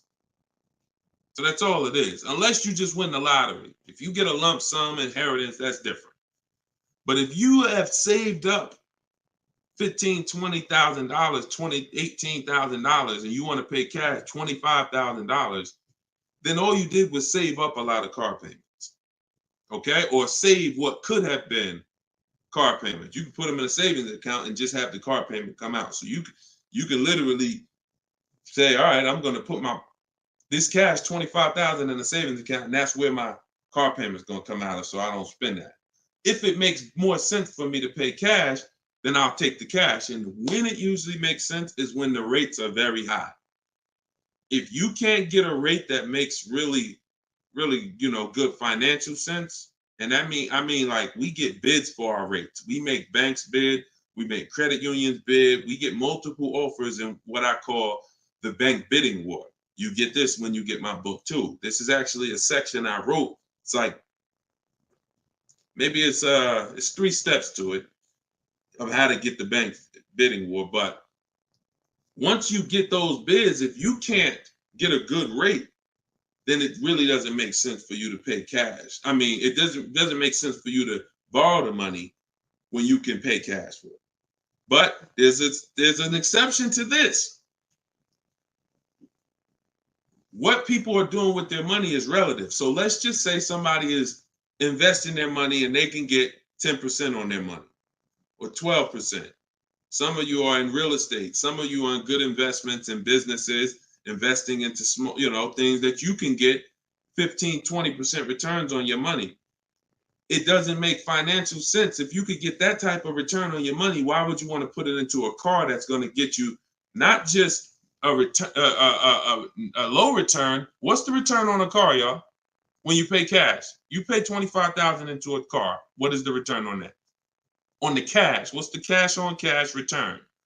Because I don't want to talk about this much because everyone's not paying cash. It's a small number of you who will, but I want you to be able to know when this is a financial conversation that if you're paying cash, you should understand this. If you got $20,000, $30,000, $40,000 saved up, you're thinking about paying cash for a car, this should be an easy conversation for you to follow. Okay. All right. Actually, everybody said the return is 0. I haven't seen anyone who's correct yet because it's not. The return would be 0 if you put the 25 in and then 5 years later you came back and got your 25 out. That's a 0 return. If you put 25 into an asset and then you come back in 5 years and you should give me my 25 and they say, well, it's 5 years later, this asset is now only worth 12. What's the return on that? What's up, Big Spoon? What's the return? Not 0. It's negative. It's negative. So you wouldn't take money out of investments that are getting you 10%, 12% or more to put into something where that cash is going to be a negative return on your cash. So that's one thing to consider based on who you are. Another thing is to consider if your money's not invested, you're not doing anything with your money, then just keep the debt down. Keep the debt down. Another thing we do is we see if there's any special rates on the car we're buying, because when rates are high, traditionally, you're not getting a low rate from a bank or credit union. Rates are 6, 7, 8% on average. You're not going to see 3%. But sometimes you'll see 3% as a special rate. That's car specific. So if I'm shopping for a Mazda CX-5, I'm going to check to see, do they have any special rates this month on the car I'm shopping for? It might be 2.9, 1.9, 0% sometimes. And these are instances where it doesn't make financial sense to pay cash. If I can get this type of rate, use the bank's money for a very low percentage, and then turn around and use my money and keep my money invested or keep my cash. Maybe you just want to have your cash. Once it's in the car, you can't get it. So once you put your money cash in the car, you can't get that money back out until you sell the car. But if you can keep the money and get the car, now you have your cake and you eat it too. I still got my cash, but I'm leveraging the bank's money, paying them small amounts of interest to use it. So people see interest as the only loss. I don't want to pay interest. That's programming. That's not what would be talked about in a finance conversation. And if you want to get religious, because some of you say, "Oh, I don't want to pay interest because of religious reason," then it's a partnership. It's not a debt. It's a partnership. Anyway, let's not get all into that. Just paying cash is right sometimes for some situations. Paying cash is not right sometimes for other situations. The key is, which situation are you in? That's the key. Knowing how to ask yourself the right questions. Which situation am I in? I'm getting good returns. Stock market been returning me X% late. Hey, this many years, this has been my return. I think I'm going to keep my money invested and I'm going to use the bank's money. That's right for that person. All right. So that's a great question. I don't know how we went deep on that, but we're going deep in this stream. I normally do rapid fire Q&A. We're going deep on some subjects. And again, this is all in my book. Everything that I'm teaching is in my book. Every part of my strategy, it's a 7-step process. First step is most important question. Second step is deal structure. The equity assessment. For those of you who are replacing a car or a lease, assessing the equity in the asset to see how much money we can pull out, if any, to either put in our bank account or use in our next transaction. Third step is deal structure. Fourth step is shopping, not buying. It's actually called shopping, not buying, where we enjoy shopping, we enjoy test driving, we enjoy the process. We're about to spend $30, $40, $50, $100,000. We actually enjoy shopping for the item. There's no pressure because we're never talking numbers in the dealership, ever. That's our rule. Step 5 is multiple offers. So once we've selected what we're going to be getting, it's time to get multiple offers on it. If we're getting a used version, it's time to see multiple options of it. And if in step 5 in my process, used car shopping is online marketplaces. You're using online marketplaces, cars.com, carfax.com, autotrader.com, cargurus.com, Carfax, CarMax, Driveway, and Carvana. 8 marketplace, eBay Motors. See, some of you are missing great deals because you're only looking at 2 of the marketplaces. That's like you're not going to see below market deals until you can see the whole market. So when we're shopping for used cars, that's what we do. When we're shopping for new cars, we use my 25 to 5, where your goal is to get 5 offers. If you are shopping for a new car or a lease, your goal must be to get 5 offers, because until you get at least 5, you are not going to get a below market deal. Because we have thousands of people who have come before you who have used this, and they report to me, they report their deals to me.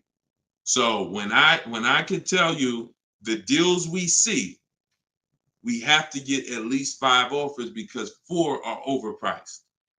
Some people get 6, 7 offers. You saw Charles earlier on his Palisade. I think he said he got 10 offers.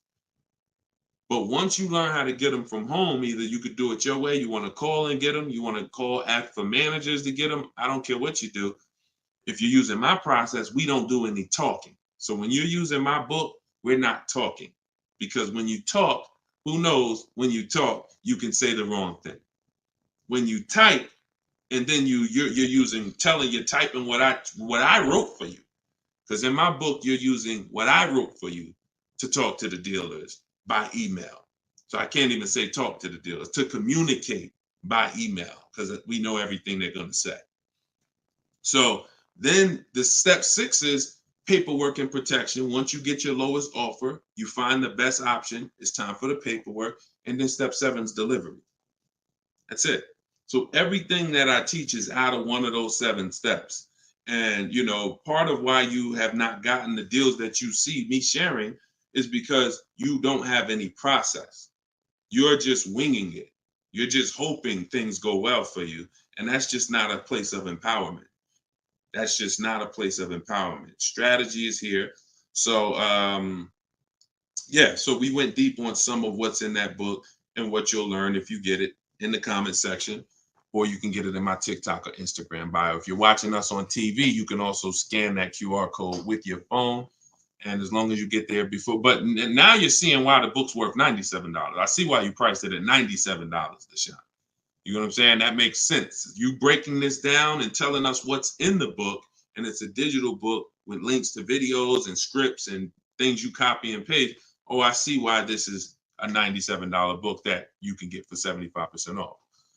$24 before the timer runs out. Go ahead, Dolan. Yeah, this has been good so far, though. I do like this. Are you enjoying this dynamic? If you are, type something. The word something. Let me know you're enjoying this. All right, this is from TikTok. I'm told lease deals are new each month. Yep, they usually are. Why shop if brand has same financing deal? There's no same financing deal. So lease deals change every month. I want to make sure I'm trying to understand your question right. I'm told lease deals are new each month. Lease deals usually change every month. Sometimes they'll run the same one for 2 months, but usually something changes about the lease deal either every month or every 2 months. Why shop if the brand has the same financing deal? Well, we're shopping for offers. So shopping is to get offers. The financing versus leasing is the first question you should be asking yourself, though. Because as we spent a long period of time talking about earlier in the stream, one offer is not, you can't get a great deal if you buy when you should have leased. So if you didn't see that, definitely watch the replay on YouTube or Facebook. But there's no, the financing and lease deals are extremely different, and they're going to be entirely different prices. And we can't even depend. We don't even. Another thing you're doing, if you're buying a car, looking at the special finance deals is important, because that's how we see if they have 0% or 2% or 3%. But looking at the lease deals is absolutely pointless. Looking at the lease offer is, I don't even call it a deal. It shouldn't be called a deal. Anything that 100 people can come in and get is not a deal. They're not going to offer a deal to 100 people and say, hey, come on in and we make almost no money. See, what Charles paid, look, on his Palisade, $48,000 Palisade, he's paying $597 a month. Sean getting there, he got his F-150 Lightning XLT, $73,000 truck. His lowest bid, he saved, he got it for $4,915. What's this? $21,000 off is what he got. We're showing it on the screen right now in case you think we're capping. You know, we don't need to. You know, this is, look, Frina, y'all saw Frina, 579. This is Tiffany, who wrote us in when she got her deal using my book.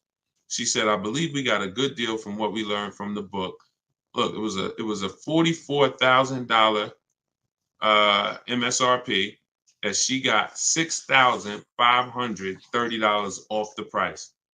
That was her lowest bid. So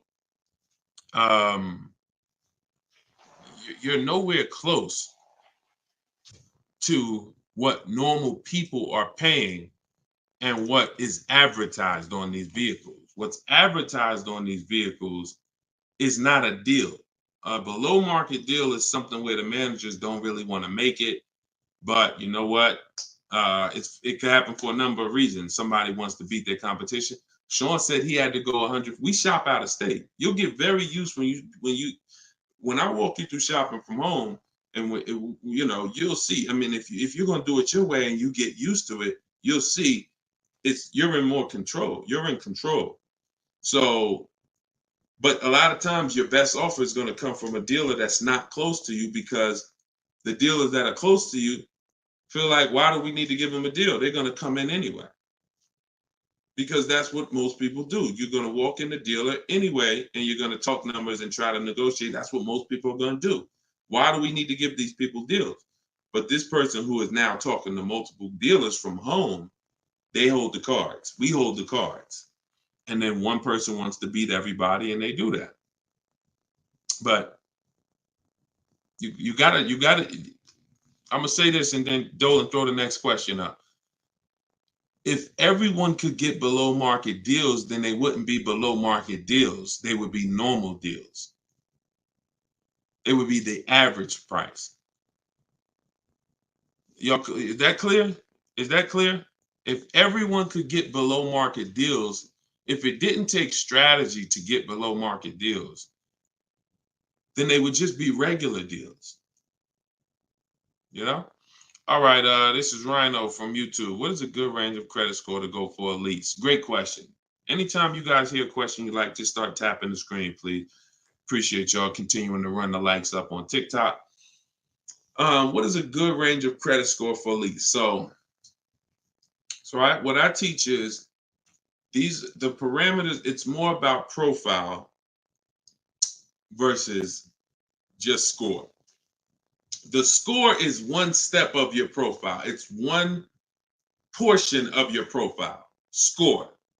But you also have income. You have something I call comparable credit. I don't call it that. The bureaus call comp credit, which is you've had a car loan before. So you could have a lower than fair credit. You want to be in at least fair. If you're in the fives, I wouldn't go a lease route. I would go a different route, which I have in my book. You get a smart car, set yourself up for a lease. Not the smart car that y'all thinking of, those little ones. It stands for saving money at the right time. We get the smallest car we could get a loan on, pay the payments for 2 years, then we flip into a lease. Because again, payment history weighs very big. So, but if you're in the 620, 630, but you got on-time car payments for the last 3 years, 2 years, 5 years, you might have, high balances with your credit cards, but your car payment has been paid on time, but your credit score is low because you're using a lot of your available credit. So in that case, you got a great shot of getting a lease because you're replacing a car, you're replacing a payment, you're not adding a payment.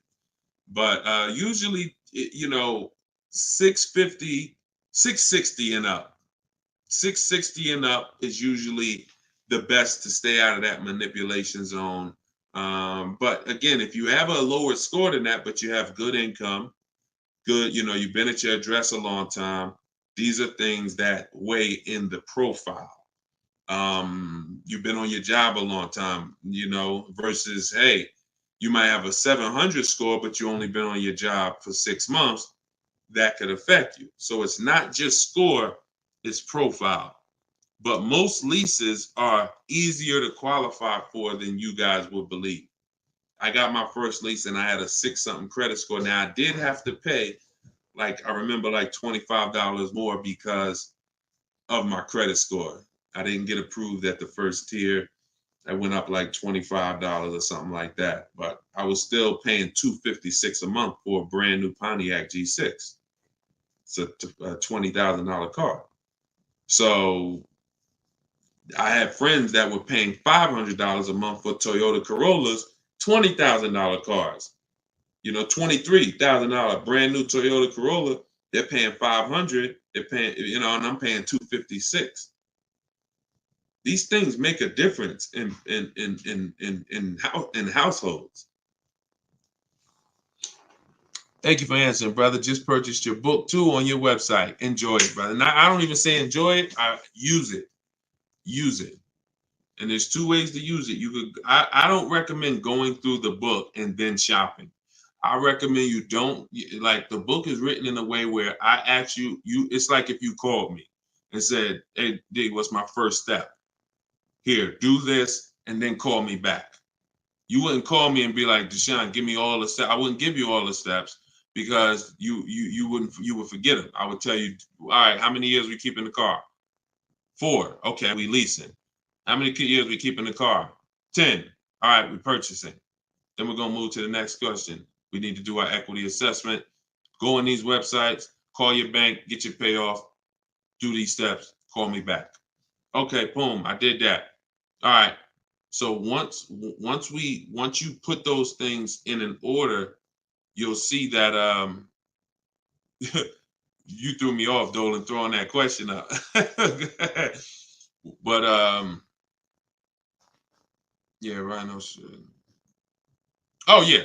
Anyway, what I was saying is use it. So you could go through the book. I would recommend you go through it, do 1 step, check it off before you move to the next step, so that by the time you get to step 7, I'm congratulating you saying, let's get ready for delivery. Not, oh, I'm at step 7. I read the whole congratulations. Oh, that was so nice. That nice message you write to us when we get our cars at the end. That's nice, Deshone. You shouldn't be reading that until you got your car. You get what I'm saying? I'd rather you go through the book that way. It'll be a lot quicker, a lot more effective for you. All right, but use it. Use it. Great. All right, Dolan, throw that up for me now. Thank you, man. Appreciate you. Okay, Freon on YouTube said, what about refinancing when the rate drops? Absolutely. If I'm buying a car and I'm paying a high rate, what is considered a high rate, 7-8%, depending on the car. Now, there are times where rates are high. That's the best offer you could get. But there are times where we know rates are 3%, 4%. There's time when the rates was 2 and change from the credit unions and things of that nature. So, relative to what they've been, these rates are high. So, yes, as long as you have a great car, the goal is always to get a great car. You could change the loan, like Freon said, by refinancing. So let's say I have horrible credit, 400 score, I need a car. I'm going to make sure the car I get is absolutely a great car. I mean, it must last. This is the thing you need to be looking for. I need to make sure I'm getting a car that's going to last, because I could always fix the loan. But if you fix the loan, refinance, but you got a bad car. You got a car with 100,000 miles on it, and now you're saying you're going to keep it 8 years. You're not keeping that car 8 years in a lot of cases. It has too many miles on it. So you should be shopping for a car saying, okay, I'm planning on keeping this 18 years. I want to get myself something with 60,000 miles. Now that might mean you can't get the big SUV. But if you get the big SUV and then the car breaks down in 4 years, it defeats the purpose anyway. So you could always fix the loan. Don't get a bad car. Very, very important. Or that really destroys a lot of these long-term plans that you need to have. Okay? But yes, everyone will be refinancing when the rates drop. That's for sure. Go ahead, Dolan. Next one, please. Great questions. Great questions. Yes, these are some great questions. From TikTok, I have a car with a lease ending in a couple months. Buyout is 35, but Kelly's Blue Book is 44. Should I buy out the car with the option to sell after? We don't usually buy leases, in fact, ever. Why are we so big on buying our leases? Who told us that was a good idea? Who told us going from buying? Think about this. 3 years ago, I drove off the lot with a very nice brand new car that I was paying, hopefully, a decent payment on. Why am I going to stop doing that to now buy a used car? What's the benefit to us buying these leases out? Maybe I don't see it, because what I explained is it's a horrible idea. It's a horrible idea. One exception, if you're keeping the lease 8 more years after you buy it, then it's fine, because it's just like you bought a used car. So you really kept the car how many years if you leased it for 3 years and you're keeping it another 8? See what I'm saying? 11 years. So you're going to win. It's still a bad idea, but you'll win somewhat if you keep the whole car 11 years, because I'm going to tell you why. Once you get a used car, you reset everything. You got a new, that's a whole separate transaction. If you lease a car,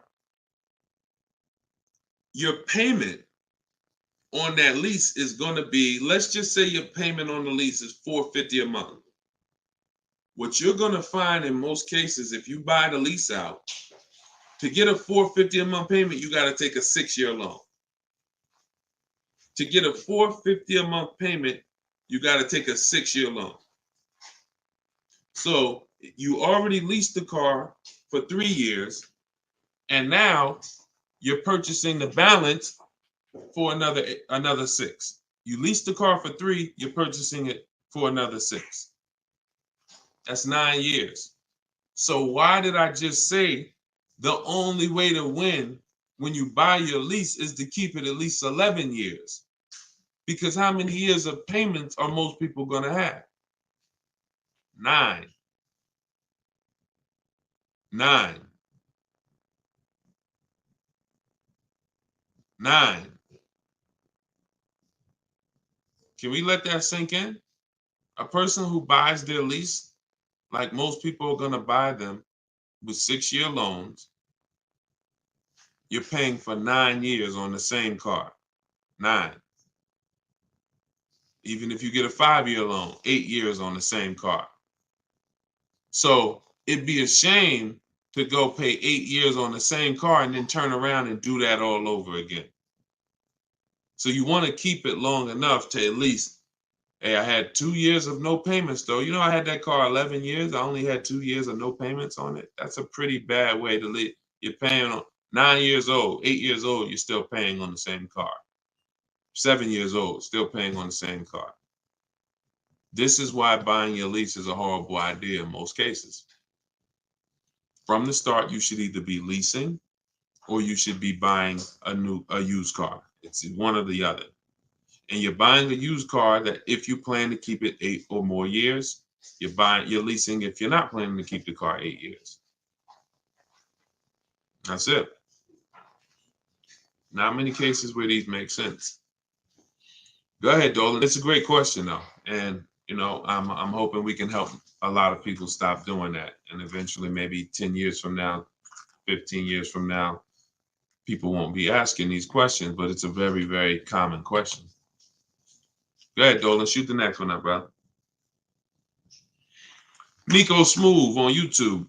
What's up, my man? Deshone, if I wanted to counter offer lower than what the calculator generated, would that be realistic? Getting 1.4% would like to get around 1. If your lowest offer is 1.4, then that's the lease program. If your offers are 1.4, your offers should not be the same. That means you don't have enough offers. If all the offers are in one spot, 1.4, that means you're not getting enough. Once you get 5, 7, you'll see they should be at least $150 to $200 a month difference. That's how it should be. $400 to $600 a month. $600 to $800, $600 to $750. That's how it should be. Now, if you once your lowest offer is 1.4, but you have 1.6, 1.7, higher offers than that, then 1.4 is the best. And that's the lease program. There's nothing you can do about the lease program. All you're doing is finding the dealer that's going to agree to discount the car the largest amount. The lease program is then going to dictate what the payment's going to be. But yeah, you're on the right track.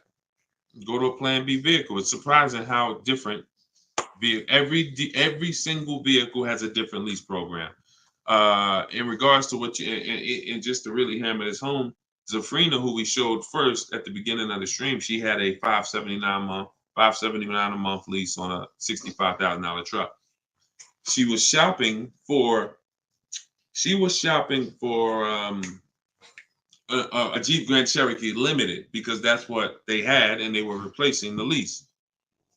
So she gets a 1.1 and change. It was like under 1.2, like 1.19 or something like that.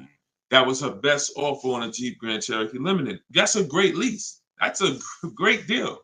$600. That's a great lease deal. Probably a $450 payment on a $40,000. Great lease deal. But she said this guy is saying that he thinks he might be able to do better on a hybrid Jeep Grand Cherokee Limited. He said he could probably get me below the 1%. I said, okay, you need to get 5 more offers at least. Because what if he's saying he could do better on that version, that means that version has a better lease program, which means you need to get your 5 offers again. She called me 48 hours later. Well, she posted in our group saying that she had gotten that $579 a month, which was a 0.88% lease.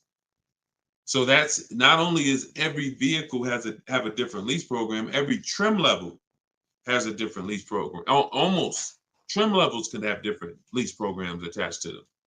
In many cases, they do. All right, great question though. You could also wait it out, Nico, if you have a little more time and see what the programs are next month. Go ahead, Dolan. You can shoot the next one up. Can you lease a car if you have a bankruptcy? Sure, but you need to rebuild your credit. You need to get your, if you start in blank, I know people that have had a bankruptcy, got a discharge, and they are at a 700 score in like a year. So I will be following Shonda Martin. I recommend her to everybody. She has great strategies on credit. She does a lot of live streams like me, and she has great strategies. So I think she's on every platform. Yeah, she's on every platform that we're on. So Shonda Martin. But yeah, get yourself up to like a 680, which is not hard to do because you're starting fresh. Many times a Chevy or a Ford, a Honda, Hyundai, Mazda, Subaru, these leases don't need you to be incredible. If you have a good job, long history on your job, and a 680 score, you're going to get most of these leases. These are not like luxury leases to the point where they're snooty. All right, go ahead, Dolan. Genesis on YouTube. So how can you lease out of state with the current lease looking to trade in? But I heard Deshone say out of state lease deals are good. Well, if it's the best offer, you go as far as you need to go to get 5 offers. In my book, we use my 25 to 5 strategy, where you're connecting with 25 dealers online in 20 minutes. We go to their websites using the contact tab, and then you have a template of mine that you copy and paste. If you're going to do it your way, you're just writing in, all the details of what you want, when your deadline is, what options you're looking for, what you're over. This is all stuff I walk you through in the book. What you're looking for. Really, it's about the car. You're not saying, hey, I'm looking for a lease quote, I'm looking for a purchase quote. We need to find out who even has a car before we start talking about money. But then the goal is that you got to get at least 5 offers. You got to get at least, and you have to do the equity assessment to see if there's any equity in your current lease. You don't want to return that, and you don't even know if there's any equity in that lease. And the only way you know that is the offers you get are higher than the payoff. It's very simple. Equity is offers, cash offers from CarMax, Driveway, Kelly's Blue Book, instant cash offer, not Blue Book, the website, instant cash offer, Kelly's Blue Book, Auto Nation, sell my car, Car Guru, sell my car. You have to get these offers, and if those offers are higher than your payoff, then you have equity when you sell the car to these people. If you have a third-party restriction, you can't sell the car directly to them. You got to sell to a local dealership. You got to get bids from a local dealership. I teach you how to do that. For those of you who have third-party restrictions, we talk to used car managers to sell our leases. So I've been doing this since 2006. Like, if I wasn't called to build these companies, then I would be.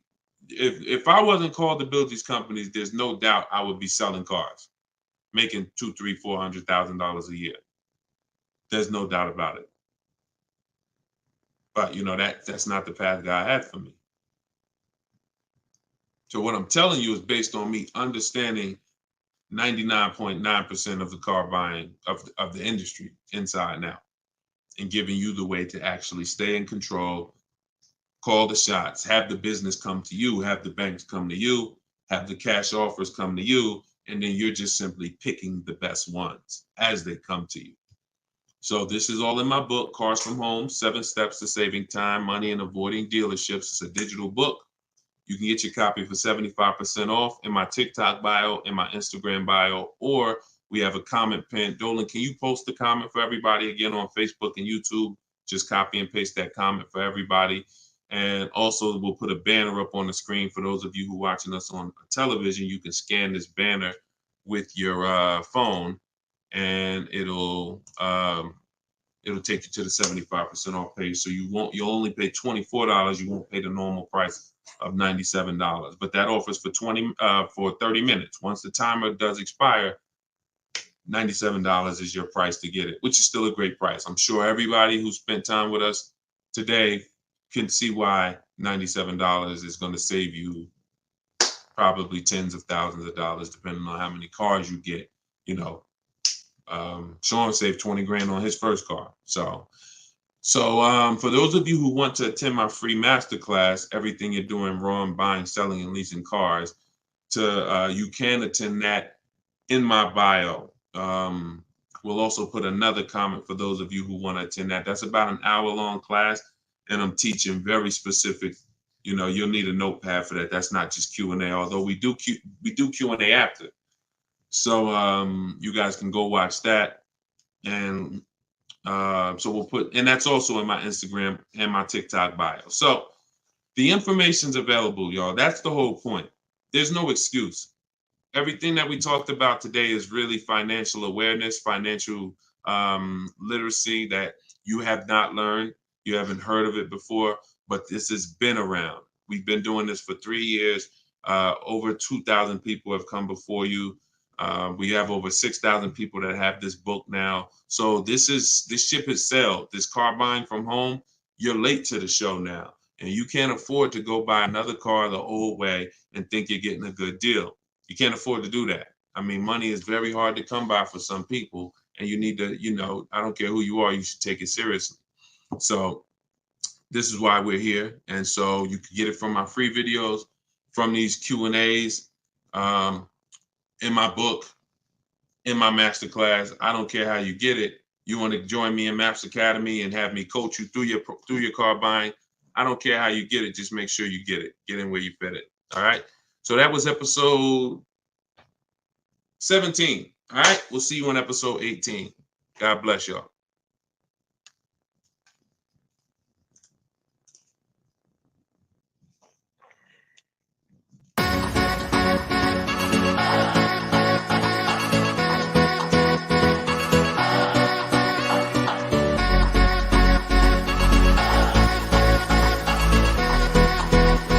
The worst possible thing you could say when you walk into a car dealership. I spent 5 years with Mercedes-Benz, 5 with General Motors, and the worst thing a person could say when they walk in is, if you could just get me to this payment, we got a deal. So your loan's probably still like 19, which means you got to pay to get out. You're upside down. It's called negative equity.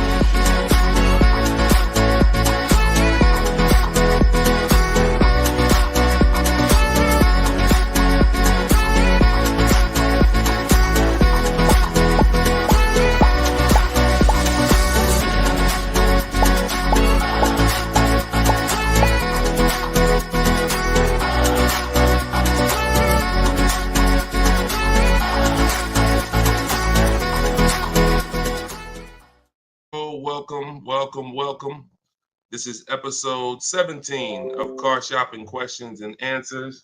I am your host, Deshone the Auto Advisor, and we do these live shows throughout the day, throughout the week, to make sure that you have access to cutting edge car shopping strategy, which is the science of making dealers and banks bid for your business instead of negotiating the old-fashioned way.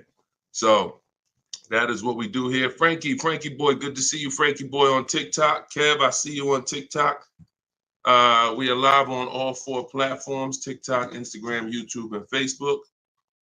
We have Dolan in the background. He's going to be pulling in your questions for the show. So as you're here, you can start typing your questions. Let's get the housekeeping out of the way as well. Could everybody who shares great information hit the share button?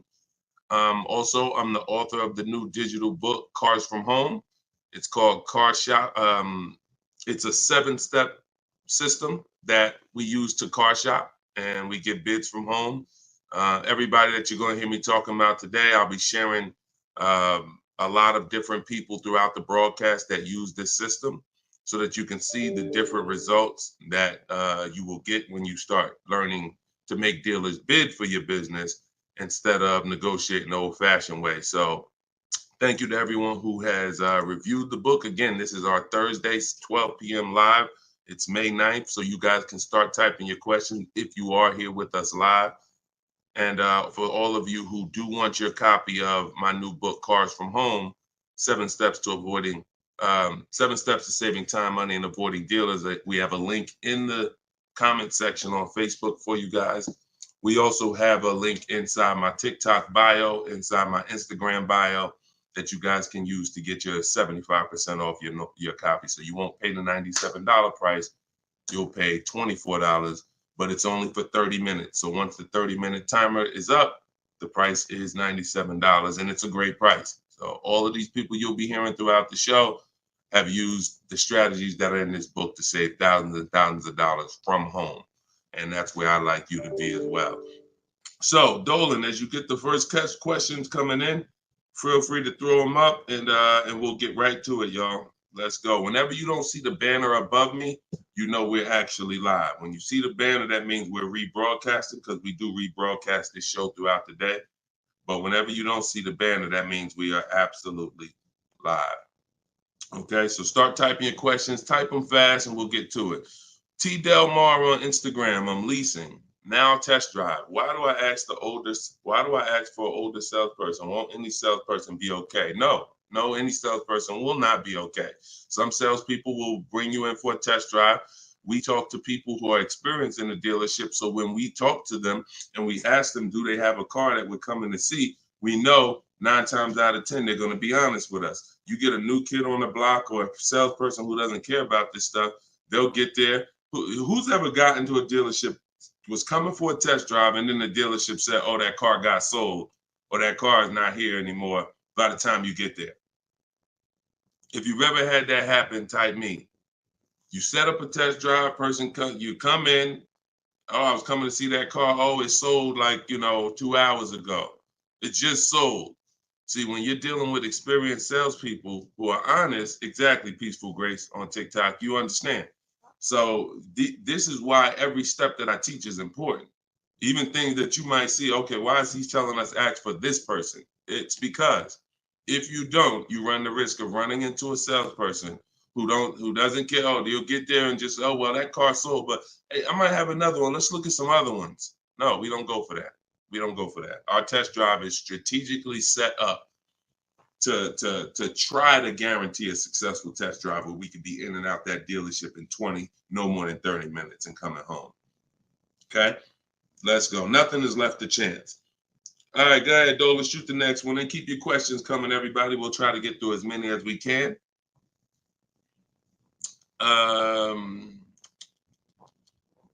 I see you got all right, we got one that just came in on TikTok. We'll give everybody a chance to come on in and start typing your questions. Try to type them all in one question, kind of one long question versus, continuations and continuations. Shaderick Will on TikTok. How do I get out of a finance contract without it being on my credit as a repo? How do I get out of a finance contract without it being on my credit as a repo? Well, let's talk about how not to do it. If they take the car back because you didn't pay them, that's a repo. So if they take the car back because you didn't pay them, that's a repo. So if you do that, that's a repo. So let's talk about how not to do that. You could sell the car. The only way to get out of a car without it being a repo is to sell the car. So you need to find out what your equity position is in the car. You need to call the bank, ask them how much you owe. That's called a payoff. Get your payoff amount, how much you owe, and then you're going to get offers. You're going to do what we call an equity assessment, where you go into the 6 online car buyers and you get you get these bids. CarMax, Driveway, Carvana, Kelly's Blue Book Instant Cash Offer, AutoNation Cash Offer, and Car Guru's Sell My Car Cash Offer. Those are 6 different cash offers that you're going to get, and whichever one's the highest, that's the one you would take. What's up, Dave DFW? I see you. What's up, Yono? That's how you get out of the car. The only way you're going to get out of a car you want to replace people is to sell your way out of it. Because we don't trade. In most cases, we do not trade because you don't get all the money. When do you get all the money trading anything? You know what I'm saying? Who can tell me an item that when you trade it, you get the most money possible for it? I'll wait. Anybody? What's up, Bobby I Modern? What's up, Bell? See what I'm saying? So we understand. You're not going to get all the money of anything trading it. You sell it.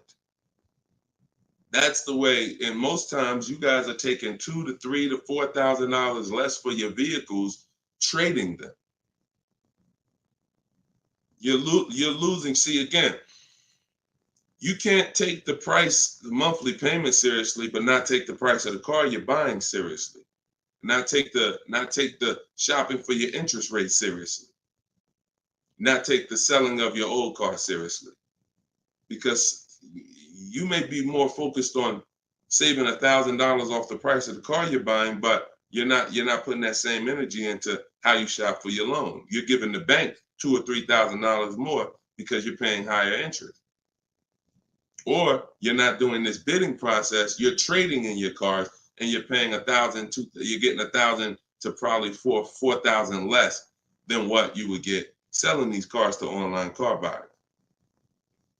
So that's how you get out of a car. Only way you can do it is to sell your way out of it, and if you have negative equity, to pay the difference so that you can get out of the car. But if you just let them come take the car, you can finagle anything you want to try to not have it be a repo. It's a repo. It's a repo. And so the time 3 years ago, everyone could have sold their car and really got out of them because the prices of cars were so high.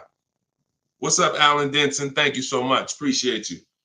Yeah, so that's it. Go ahead, Dolan. Shoot the next one in. This is our Thursday live show. My man, Alan Dawson. Appreciate you. Oh, Alan Denson. Yeah, appreciate you, man. Thanks for supporting the broadcast. This one's Optimal Living from TikTok. This is our Thursday, May 9th live show at noon. So whenever you guys don't see the banner above me, that means we're live. You can send your questions in, and we'll try to get them into the show. Grand Rising, I want to buy a used approximately $10,000 or less, approximately $10,000, less than 100,000 miles, 1 or 2 owners, like a Honda, Hyundai, Volkswagen, good gas mileage, easy to repair. Any suggestions? Well, you have a lot of filters there. If you were buying under 10 grand, I would be looking at Facebook Marketplace. I would be looking at Facebook Marketplace because our used car strategy is to look at all the marketplaces where cars are. These are, you know, Auto Nation, Auto Trader, Cars.com, Car Gurus, Carfax.com, CarMax, Carvana, Driveway, and eBay Motors. But if we're looking at a car that's under 10 grand, I would certainly be looking at Facebook Marketplace. Facebook Marketplace is where you're going to try to find a private party owner, not a dealer. Not a dealer. You're trying to find a private party owner that's going to sell you the vehicle, private party, not a retail purchase. A retail purchase is at a dealership that has done reconditioning on the vehicle to prepare it for the market. And so you're paying for that. You're paying probably 10% more for a retail purchase because it goes through the retail process. But if I'm spending under 10 grand, I'm looking at Facebook Marketplace to look at to get a private party sale where I could save probably another 10%, maybe a little more below the retail price. But that's really depends, price specific. Same thing with selling cars. When we get our bids, if our car is worth less than 10 grand, we usually I always tell people, it's in my book, if the car is less than 10 grand, when you get your offers, you could get probably 1,500 to 2,000 more listing it on Facebook Marketplace. So if my highest offer might be for 8 grand from CarMax, everyone else is offering me 7 and 65, and I'm gonna throw it on Facebook Marketplace if I have the time, and I'll sell that car and usually get a $1,500, $2,000 above. So it's the same difference. I would shop on there if I was looking for a car under 10 grand. I would sell on there if my car was worth under 10 grand. See, when you start going with cars that are worth 15, 20,000, trying to put them on Facebook Marketplace, most of the buyers there need a loan. Most of the buyers on Facebook Marketplace need a loan. So when you get there, they're not going to be, you know, most people don't have 20 grand to bring a private party. That's just most people. So the buying pool is very small for 15 to 20 grand, 30 grand private party. But the buying pool is very big for under 10 grand private party. So you always want to go to where the buyers are, where the best opportunities are. So yeah, that's what I would be doing. Great question, Optimal Living. All right, keep the questions coming, y'all. I see Sharita said, hey, I got the book. I'm stoked. This is great info. Thank you so much, Sharita. Enjoy it, use it. The things that are in my 7-step book, y'all, is everything you're learning right now. So everything that I'm teaching you is out of one of my 7 steps in my car shopping process. My book is called Cars from Home. So it's all designed to teach you the science, walk you through the science step by step of doing 90% of your car purchase from home, 90% of your savings are done at home, not in a dealership. The only thing we're doing in a dealership is test driving, is having our car appraised if we have a third-party restriction by a used car manager, and picking up our car if they don't deliver. Those are the only three things we are doing inside a dealership. All the negotiating, the price saving, the shopping the market, the research, the working with the bank, that's all done at home. And some people, some of you are going to do 100% of your purchase from home. If it's a new car or a lease, some of you could do 100% of it, because if the dealer delivers, literally you never went into the dealership except for the test drive, and then we get our bids and we accept the best offer. This is somebody who just got a bid. You can see the dates not too long ago. I contacted 25 dealers. Some of you know my system is used to, we connect with 25 dealers, with our goal being to get 5 offers. Because what percentage of offers is overpriced? Let's see if anybody on here knows. If anybody's been spending time with us, this might be a lot of your first time with us on the stream, but what percentage of dealers is overpriced? Let's see who knows. And this is why you must get at least 5 offers. At least 5 offers, because what percentage of dealers are overpriced, everybody? Let's see. All right, we may got a lot of new people on here. Maybe nobody knows. No, not 100%, Twan. Not 100%. Thank you, T. Delmar. 80%. Exactly. 80%. T. Delmar Instagram got it. 80% of dealers are overpriced. Now, this is not my opinion. I'm telling you guys. I've been working with people all around this country. I opened up my car buying school, Maps Academy, 2021. We have probably over 6,000 people now that have our book. So people report deals to me. I have hundreds of people who over the years report their deals to me. And that's what we see. We see 80% of the quotes we get are higher than the best quote. So when you get your 5 offers, one of them is going to blow the other ones away, but the other ones are going to be significantly higher. And when you look at somebody like this is Teddy. Teddy he said, I received 10 offers. He said, I only used the scripts provided. So in my book are the scripts he's talking about that you copy and paste. This dealer's initial quote came back at 937. Using the counter offer calculator, which you have in my book as well. Using the counter offer calculator, I countered at, I closed on this, wait, hold on, I can't even read. I closed on this 2024 BMW i4. MSRP is $73,855. $73,000. Pay attention to this, y'all. I counted at 829. He came back with 856. My highest offer during this process from a different dealer was 1123. My local dealer, it's a lot happening here in this post if y'all pay attention and dissect it. My local dealer came in at 986 and even told me in an email that he didn't think I'd find a better deal out there. I didn't speak to one salesman on the phone until after the credit was ran and the deal was secured. I even got them to cover my last 2 lease payments. This is how you get, see, if I was to ask Teddy right now, Teddy, bet me $1,000 that there's not a better deal out there.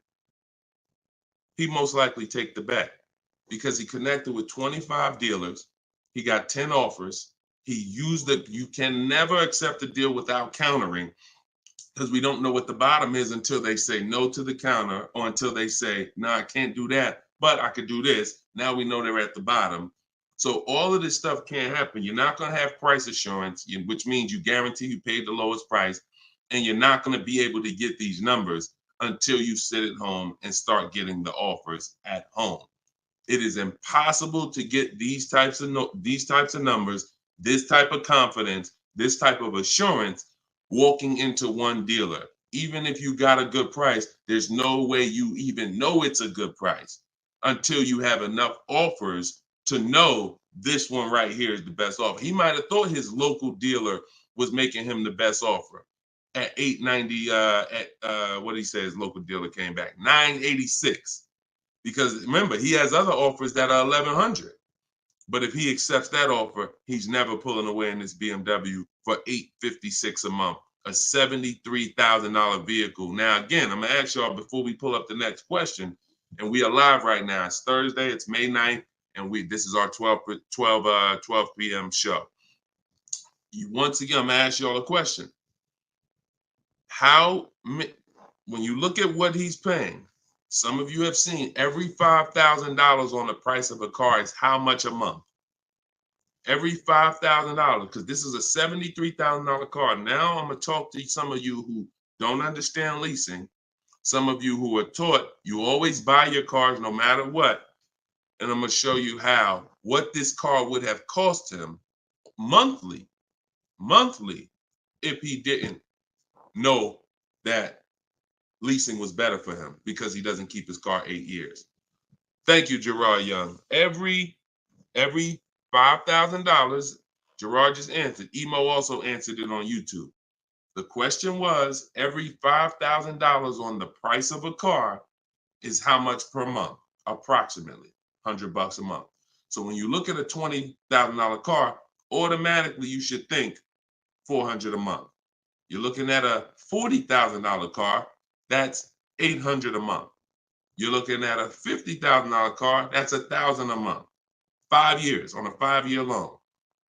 You're looking at a $70,000 car, y'all. That's $1,400 a month. $1,400 a month. His car is $73,000. Not to mention, there's people right now that are driving this same exact car Teddy got, same exact BMW, $73,000. They're paying $1,400 a month. He's paying $856. Are y'all getting this? Are y'all getting this? So my book is in my TikTok bio. Click the link there. You can get it for 75% off. You won't pay the normal $97. Go ahead, Dolan, shoot the next question up. Instagram, you guys can go to my Instagram bio and get your copy for 75% off. And it is a step-by-step formula for how to get these deals. That's everything I talk about on these shows. Go ahead, Dolan.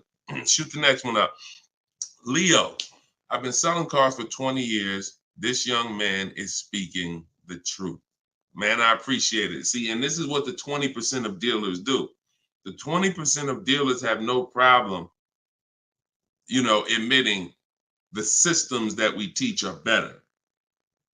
Because we're not trained as car salespeople. Sometimes you think car salespeople are really trained. The only thing we're really trained on is negotiating and how to get you to say yes. We're not trained in finance, not trained to teach you about leasing. We're not trained to teach you about negative equity, depreciation, all this stuff that we should be trained on, because you're buying a depreciating asset. We should be telling you, listen, based on our financial training, if you're not keeping your car 8 years, your best option is going to be to lease. Because when you buy your car is going to go down in value so much over the 5 to 8 years you have it. If you turn around and replace it, you're going to lose all that money. Your car is going down in value way too much over 5 to 8 years for you to turn around and replace the car right after that. You need to keep it after that. That's when you keep it. 8 years of that's when you keep it, because now you're like, man, I put all this money in this car. Yes, it may not be worth what I bought it for, which was $40,000 8 years ago. It might only be worth $10,000 today, but I'm gonna keep it now because 3 years from now, it's gonna still be worth probably $8,000. It might be worth 10 today, but because it's 8 years old, in 2 more years, it'll be worth $8,000. I'm not losing that much money anymore. You are not winning with buying cars until the car is not depreciating that much anymore and you still own it. Okay? If y'all clear with me on that, just tap the screen. Run the lights up on TikTok if y'all are getting what I'm telling you. If you're getting what I'm telling you, hit the like button. If you're on Instagram, if you're on YouTube, if you're on Facebook, hit the like button if you're clear on what I'm telling y'all. All right, let's move on to the next question, Dolan. Okay, I like to make sure you guys are actually following the conversation. So you have to actually respond and let me know you're following it when I ask you a question. All right, this one's Glenn over on YouTube. If your car lease is up in 6 months, how do you go about trying to sell your lease? Well, the first thing you're going to do, first of all, this is a great question. Glenn said, how do you sell your lease? Now, step 2 in my process. It's called the equity assessment. My book is called Cars from Home, 7 Steps to Saving Time, Money, and Avoiding Dealerships. Step 1 is the leasing versus buying question. Step 2 is the equity assessment, which means if you have a car you're replacing, we got to get the most money for it. And that's never going to be with a trade. So we have to see, is there any equity in our lease? Now, we are not assuming this. We are going to do this process and see, because some leases have no equity. Some leases have a good amount of equity. Like, hold on, I just had somebody write me talking about equity they got in their lease. Hold on. Didn't talk to, I think it was this person. Oh, but I cut off their post. Somebody said they just got $4,000. And I always like to say this. I always like to show this stuff so people understand. You know, we operate with documentation. So when you are getting how you determine if you have equity is with cash offers, not with algorithms. Kelly's bluebook.com. Blue Book says my car is worth this. That means I have equity. No, Blue Book doesn't buy cars. So what you want to do is you want to determine if you have equity by calling your bank. You're going to get your payoff, which is how much you owe. And then you are going to go on the websites that I'm laying out for you. It takes you 20 minutes. If you can't take 20 minutes to go on a website to fight for your money, you don't deserve it. You're going to CarMax, you're going to Driveway, you're going to Carvana, you're going to Kelly's Blue Book Instant Cash Offer, where they connect you with a local dealer to get a cash offer. You're going to Car Gurus, Sell My Car, and you're going to Auto Nation, Sell My Car. And that's going to give you up to 6 offers. And if you have a lease, you need to ask your bank, do you have a third-party restriction? And if they say you have a third-party restriction, then if you have equity, you're going to be selling to a local dealer, not to one of the local online buyers. If you don't have a third-party restriction, we sell to the highest online buyer. If you do, we sell to the highest bidder among used car dealers. So it's just simple. There's different processes. I don't teach one size fits all car buying. So some of you who have a lease with a third party restriction, you're going to use one strategy. Those of you who don't have a third party restriction, you're going to use a different strategy. Those of you who don't have any money you owe on your car is paid off. You don't need to call your bank. You just need to go on those websites and get the offers. So, and when you're on there, if you have a lease, there's going to be a part where it says, is your car owned, financed, or leased? You want to put owned. It's very important. Don't put lease because it triggers something in their websites. So that's step 2. I go over this thoroughly in my book. This is called the equity assessment.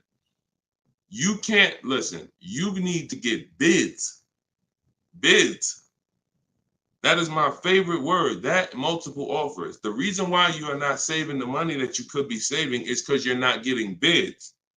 The reason why you don't have the confidence when you leave a dealership that you got the best price is because you're not getting bids. It's very simple. Start getting bids and you're going to save more money and make more money selling your cars, and you'll see why we don't trade in cars. That's the equity assessment.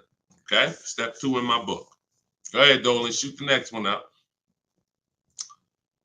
All right. Yep. Wanda said my last lease had 5,000 in equity on TikTok. Amen. I sold the lease a couple years ago when prices were super high. I made $10,200. My mother did. I made $9,000 on my Jeep Grand Cherokee. That was in 2021, I believe. 2021. Yep. It was ridiculous money. So the 9, 10 grand, 12 grand lease, those are not really there anymore. But we still see people that are making 2 and 3 and 5,000 for sure. Rudy on Facebook, how are you? Good afternoon, Deshone. I'm new to the live stream. Welcome. Who's new to the stream? If this is your first time here, type 1. Type the number 1 if this is your first time here.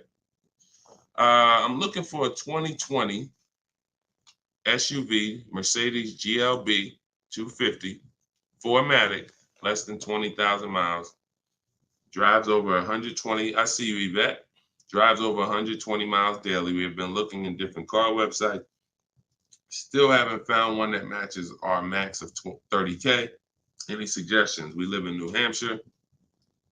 We've been looking in Massachusetts as well. Should we be expanding our searching area? Thank you for your help and keep up the great work. Absolutely. Yes, you should be expanding your search area. If you're looking for a 3-year-old vehicle with less than 20,000 miles, right now, you know, you got to look at the age of the car. When you're searching for a used car, you got to remember a car comes out the year before the year we're in.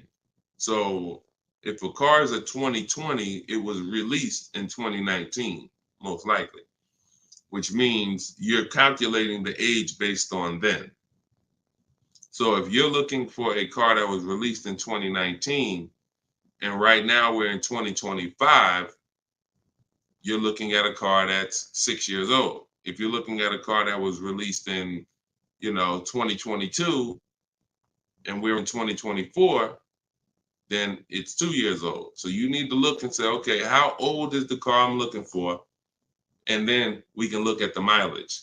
Because if you're looking for a car that's 4 years old, but you're looking for it to be driven 20,000 miles or less, that means you're only looking for a car that has a 5,000 a year average. That's going to be very tough. I like to go with it. I like to look at 10,000 a year, and then I like to go to 12. Now, we're talking about how we expand the search of our used cars, because the whole goal is to expand the search slowly. So if you were looking at the 2020, 20,000 miles, now go up to 30,000 miles. I would go up to 40,000 miles, because 40,000 miles still means it's driven lower than average. Just to show, so average miles is 10 to 12,000 miles a year. If you get a vehicle and it's 4 years old, it's driven 10 to 12,000 miles a year. It has really under 40,000 miles on it. It means it's been driven under 10,000 per year. So you're really looking for the mileage. It's the mileage that I think is really going to limit you. Now you could expand your search wide, like you said. There's many ways to expand it. You could go 100 miles out. You could go 200 miles out. You can go 500 miles out. So but you could also expand the search by lowering the mileage threshold and saying, all right, I'm looking for something that has, under 40,000. If it has 36,000, 38,000, 30, I'm good with looking at those. And I think that's going to give you a lot more options, considering how old the car is and how many miles you're looking for it to have. That's way, way, way, way, way below average driven miles. Way, way, way below. And when you have just, you're looking for a car that's only been driven 5,000 miles per year, you're going to have a harder time doing that than looking for a car that's been driven 10. So once we do that, we're still narrowing it down in other ways. Carfax title history, service records, accident history, verifying there's no fake fees. So we have other narrowing down processes. Then we get the new window sticker to make sure, because you can't know you paid a great price without knowing what the original price was. Who's bought a used car in their life? Type the letter U. Type the letter U, and I'm gonna tell before Dolan pulls up the next question, I want to make a point here to how just not having strategy, you guys are missing the things that you should be using to determine if you're getting deals. Yvette, you, I see you. Okay. Richard on Instagram, you, I see you. Leslie on TikTok, I see you. Alex, I see you. Derek, I see you. Harold, I see you. Kathy, I see you. Okay, so let me show you something. When I was buying my Infiniti truck, all of the trucks we were looking at were white. All of them were priced between 30 and 32,000 as a used vehicle. 30 and 32,000. So if I narrowed it down, the top four I was looking at, they were all white, black inside, between 30, 32,000 price. Similar miles, you know, one may have 26,000 miles, but the highest one has like, 36 similar miles. So I'm narrowed this down. Now, this is where many of you you don't have the information to make the right decision, because the determining factor of which vehicle I chose was based on the brand new price. I'm gonna tell you exactly how this went. Once I got the brand new price, I got the brand new window sticker on all of these cars, I was able to see that one of the cars brand new was 46,000. One of the cars brand new was 48,000. One of the cars brand new was 52,000. And one of the cars brand new, which is the one I ended up getting, was 54,500. It was a special edition. It has all of these features on it, has all these packages. It has different rims. It has all these different things. Now, if I would have picked the other ones, because the asking price was lower, I would have made a horrible decision. Paying 31,000 for a car that was originally 46,000 is nowhere near as good of a deal as paying 31,800, which is what I paid for a car that was originally 54,000. This is what I call in my book the true value percentage.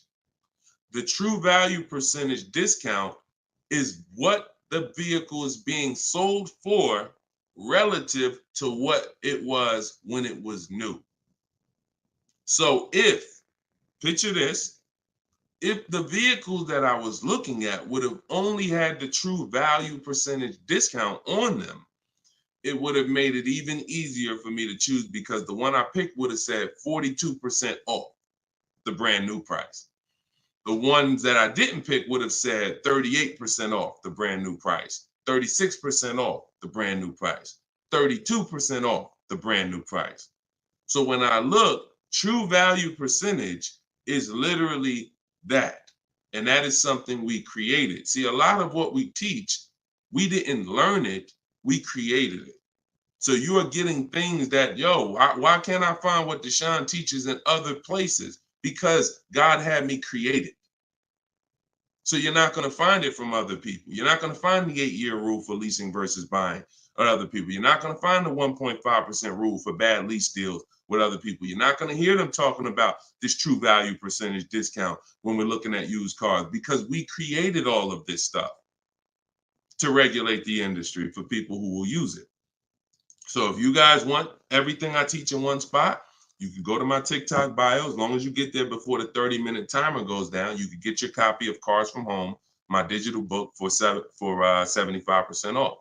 Go there. You won't even leave the broadcast. Get your 75% off. It'll be in a few minutes, and you can use this stuff for the rest of your life. Same thing with Instagram bio. And if you're on Facebook or YouTube, we have a comment in the comment section for you guys to get your book there, and you can use it. And if you're on a TV watching us, then you can just scan this QR code with your phone, and you can get your 75% off. $97 is still a great price, even if you missed it and suffer.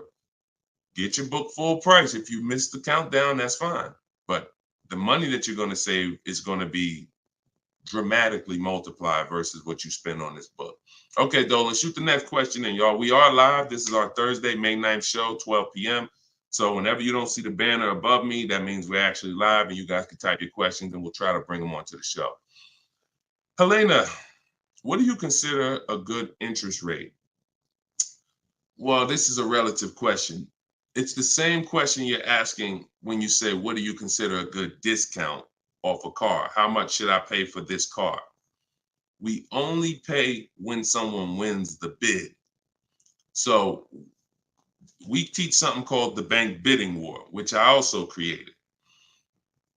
You have been taught that, don't let these dealers run your credit, or always get, who's been taught any of this stuff? Always get your own pre-approval, never use the dealer's banks. Never,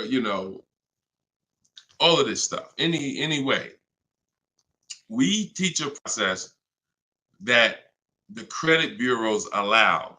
The credit bureaus allow us to have an unlimited number of banks and credit unions run our credit with a hard pull, as long as it's within a certain period of time. As long as it's within a certain period of time, when that time expires, they are going to have that weigh on our credit as one hard inquiry in terms of how it affects our score. See, normally when you have a bank run your credit with a hard, and then another one, and then another one, each hard inquiry affects your credit.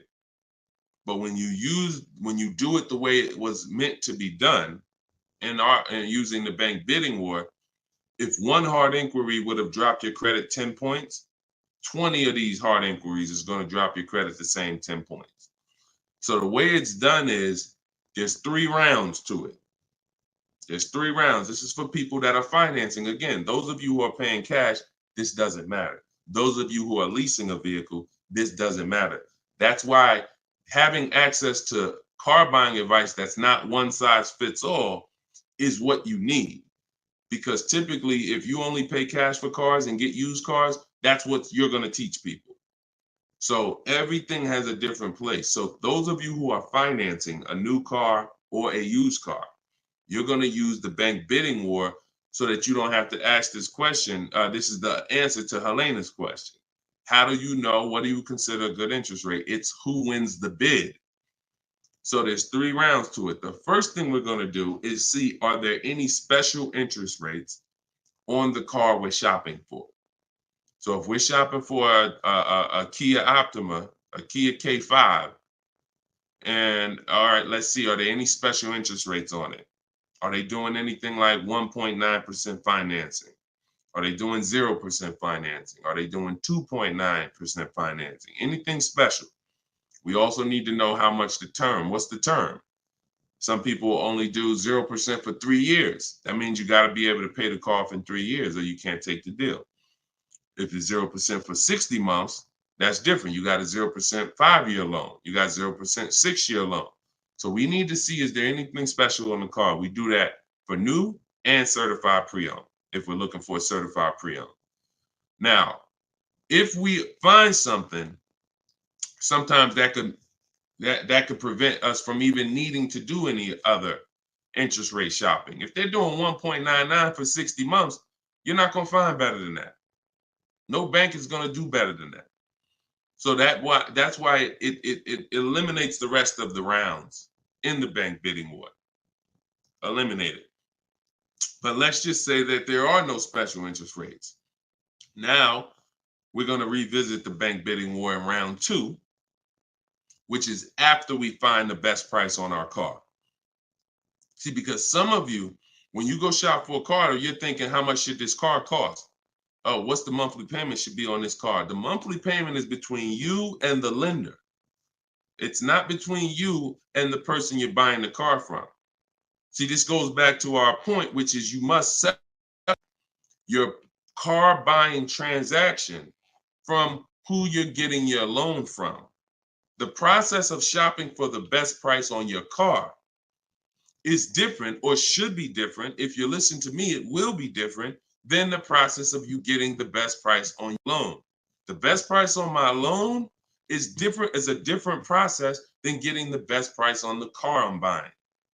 So now, once I start now looking for my car, getting my bids, get the best price on my car, now it's time to come back and get the loan involved.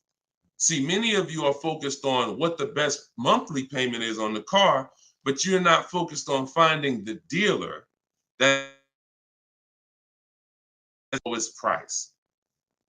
That's focus number 1. Before we think about what is our monthly payment, we are thinking about what is the dealer? What's my process for finding the dealer who's going to sell me this Kia K5 for the lowest price? Who's going to sell me this $40,000 car for the lowest price? Once I find that dealer, Now it's time for me to come and get start shopping for my loan. See, and the reason why this works so well is because there's a process to it. We're not winging this. The reason why any fighter who goes into a fight and they're winging it, they are in a position of struggle. We don't wing it. That's why when you see my 7-step process in my book, it's 7 steps. In Matt's Academy, my car buying school, it's 7 steps. Whether it's video, whether it's the book, it does not matter. It's 7 steps because the process does not change. A process should not change based on whether you want a new car, used car, a lease, a luxury car, an exotic car. It shouldn't change. So once you find the best price on the item, now you're coming home and you are going to now contact online banks, your bank, your credit union, and you're going to get all their offers. This is round 2 of the bank bidding war. Round 1 is any special interest rates on the car. No? All right. Then we go find the best offer on our car. Now we're going to start round 2, which is our bank, our credit union, online lenders, all submitting bids for our rate. Round 3, once that's done, round 3 is we call the dealer who we have the car on hold with, and we tell them the best rate we got, and we give them a chance to see if they can beat it. That's round 3, because the dealers have another 5 to 7 to sometimes 10 banks. So see if they can beat it. So now you have 3 rounds of individuals competing for your interest, for your loan, to give you a loan. 3 rounds. First is the special rates. Second is you, your bank, your credit union, online banks. Third is the dealer's banks. And so when you leave, you already know I got the best interest rate. I guarantee it because I had 15, 20 people competing for my bank, for my loan. And that if you do that correctly, you are going to see that it weighs on your credit at the end as the same as one hard inquiry. That is what the bank bidding war. When you get my book, I email you a copy of the bank bidding war with it because I haven't merged the bank bidding war into my book yet. That's an update. Yes, that's an update. So all of you who had the book prior, when I update the book, you get the new book. You get the new book. That's another reason why having a digital book is the best way to do this. Because when things change in this game, when websites change, people go out of business, I update the book so that things can stay fresh. That's a beautiful thing about having a digital book.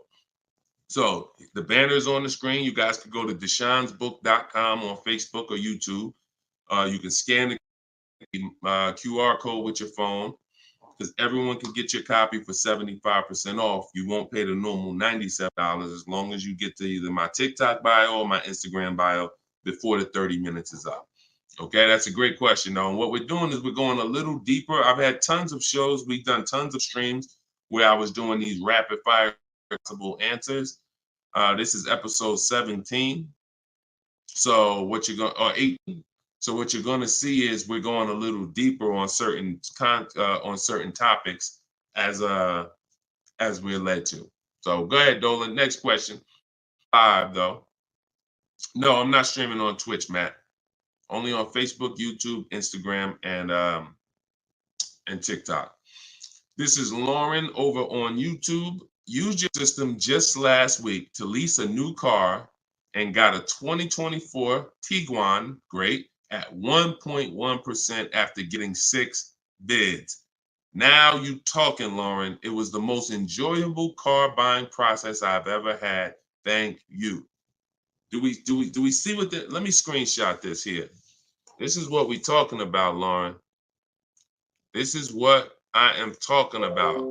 See, Lauren didn't know me. See, here's how different information changes things. Lauren was just like y'all about a month ago. She didn't have my book because we didn't even release the book. She was just like y'all. She might have didn't even know me. But what? She's an action taker. She got on the stream. She said, look, I like what this guy's talking about. This book is $24. What's the worst I could lose? There got to be something in that book where I can at least make my $25 back. Or even if I paid $97, got to be one tip in here, got to be able to make me at least $100 back.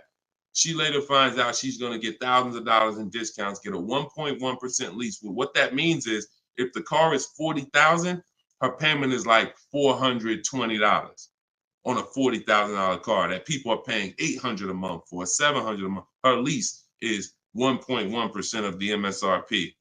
So because she's an action taker, she went forward, she got the book, she used the scripts, she said, I'm done with the old process. I'm willing to unlearn my old way of shopping, and I'm going to relearn this new way to shop. That's why, you understand? That's why it's all about unlearning and relearning. You understand? And she's able to reap the rewards of not just saving the money, but receiving empowerment. Because this is the only way to car shop empowered. You could go negotiate. Not only are you not going to get the money off that we're getting, because if you're negotiating with an 80% dealer, there's no way for you to get these prices. So if you're in a dealer, yeah, they'll take off money for you, but their price was so high to begin with that when they take off the money, you're still higher. An 80% dealer is the overpriced dealers. You can't negotiate them down to the best price. So even if you did that, you still wouldn't have the empowerment of letting the business come to you. So you're empowered when you're sitting at home and the business is coming to you. You're in control.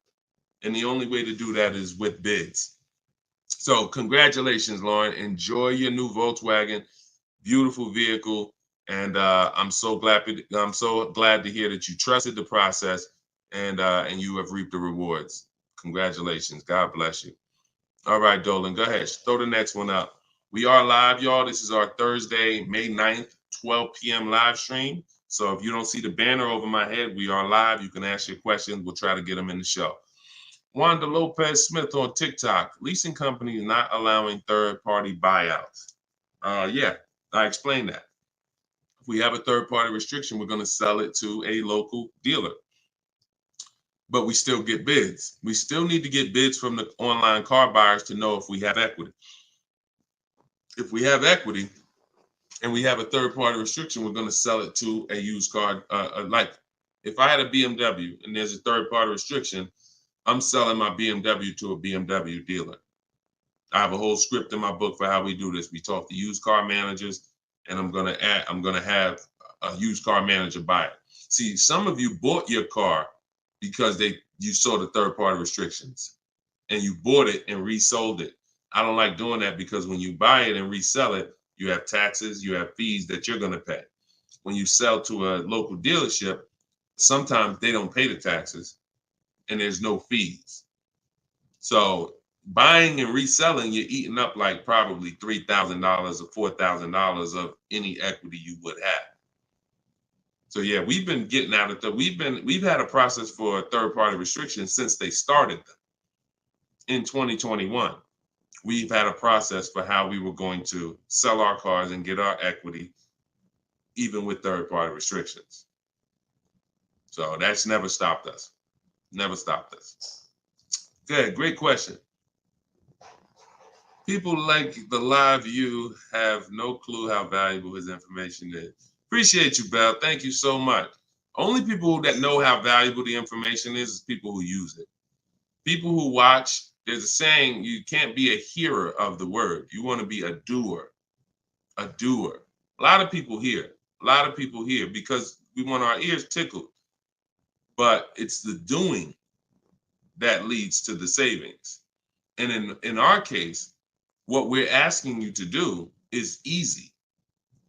It's just your programming and your fear of a process. See, it's an unknown hell. I mean, an unknown heaven is what we have over here. But you have a known hell. Sometimes what you know is so comfortable, even though it's hell, but it's you know it. You're comfortable with it. You're comfortable with the discomfort of car shopping. So this is what, Deshone, everything you're saying, that sounds hard. Sitting at home and doing these copy and paste things and having this, that sounds hard. That's just your fear. That's your programming talking to you. That's not reality. Because in reality, you see people like Lauren who just came on and you see this is the easiest way she's ever bought a car in her life. This is the most money she's ever saved in her life. Look, you got people like, look, Matt, happy to share. I've officially graduated. Huge thank you to Deshone, building such a great system, answering all my questions along the way. Lease details. You got a $56,000 Hyundai Palisade calligraphy, 1.28% lease. Highest quote was $1,167 a month. He got his for $719. The highest quote he got from an 80% dealer was $1,167 a month. He got his for $719. Sitting at home, getting bids. So for those of you who want to know, like, I do have a car buying school. It's called Maps Academy. You want to know more about it? We have a comment in there. You can attend my free masterclass. I don't let anybody in my school who has not gone to my masterclass. Everything you're doing wrong, buying, selling, and leasing cars. So there's a comment in there for the comment section, and we have a link in my bio for you as well, who, if you think, you know what, I want to see about his online buying school. I don't care, because the system that Matt says, Deshone, thank you, Deshone, for building such a great system. The system is the same. So, but you have to be an action taker. And because the system is simple, and it's in video form, and it's in book form, and it's in my free live video, my free streams, you just get it where you could get it. But there's no excuse for sitting at home car shopping the old way anymore when this information is available and it exists and it's 3 years old.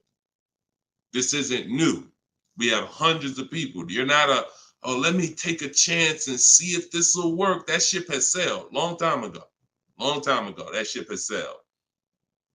But the action takers are going to win, not just the hearers. People listen, oh yeah, this sounds good. Of course it sounds good. But you won't reap the results until you become an action taker on the information. Okay, so those of you who want the book, it's in my TikTok bio, it's in my Instagram bio. You'll have access to these strategies for the rest of your life. All right, Dolan, shoot the next question up. We got some great questions coming in today. This is our Thursday, May 9th live show. So we are live right now. It's our 12 p.m. stream. Melanie from TikTok, what do you recommend for a young adult that is first-time car buyer that has no credit? I would recommend you save up. You get something that we call a smart car. That's not one of those little cars that you heard. It stands for saving money at the right time. I got a car that's my point A to point B car because I work from home. I got a car that was literally $4,000. I got it from a grandfather over in South Orange. He was 98 years old, and he still drove until he couldn't drive anymore. Car had 72,000 miles on it, and I got it for $3,750. Literally, I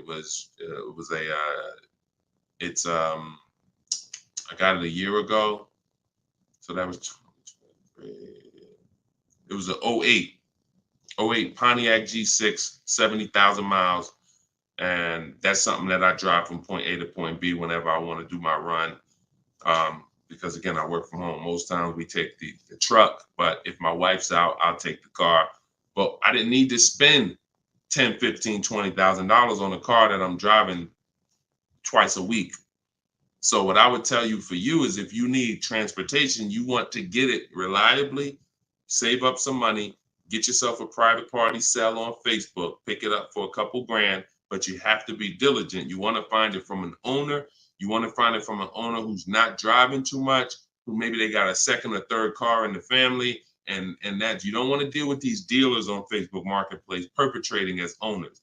The owners know the history of the car. They've had it for the last 8-10 years. You want somebody that can tell you, yeah, my little son, this is where Jeremy took the car one day. He was driving to the grocery store. He backed into a car over there right here. You want a person who knows that, not a dealer who just picked up the car and now they're trying to sell it to you for $2, $3, $4 grand. So that's what I would be doing. I would be getting me a very reliable, inexpensive car that I can actually get to work with, make more money. And then once I make money, I will be choosing whether I'm buying or leasing based on if I'm going to keep the car for 8 more years. Whenever you get into spending real money on cars, over 12, 15 grand, this is when you start wanting to ask yourself, am I going to keep this car 8 years or not?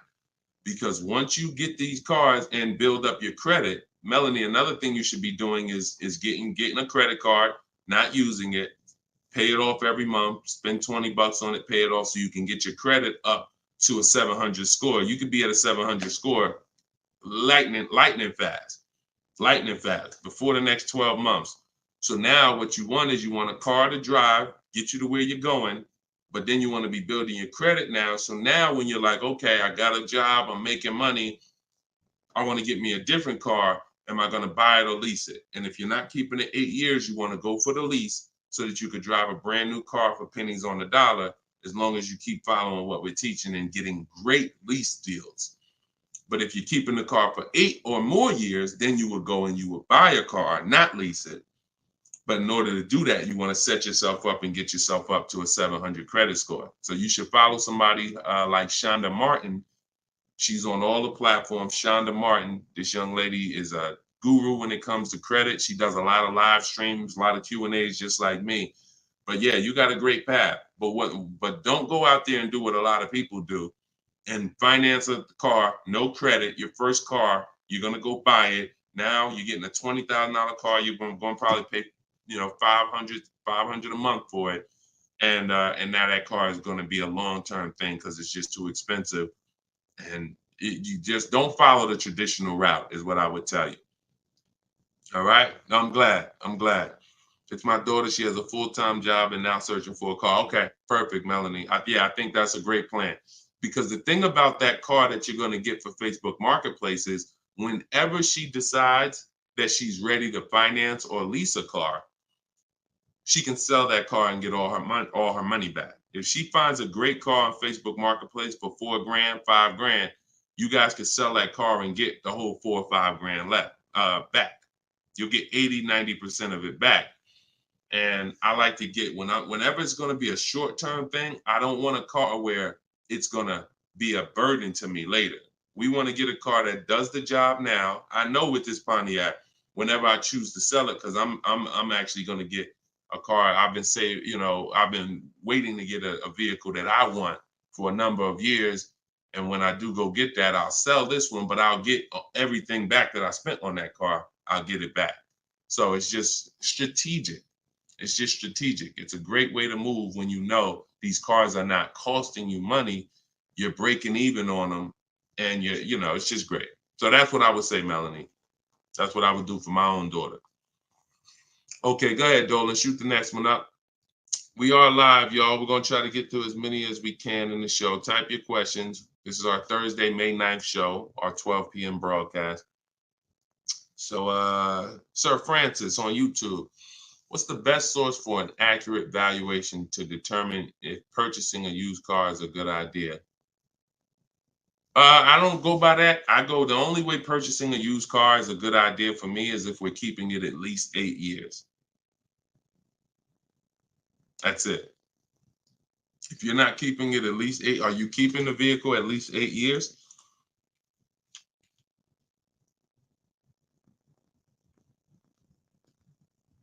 Let's see if we give him some time to answer. Are you keeping the vehicle for at least 8 years, Sir Francis?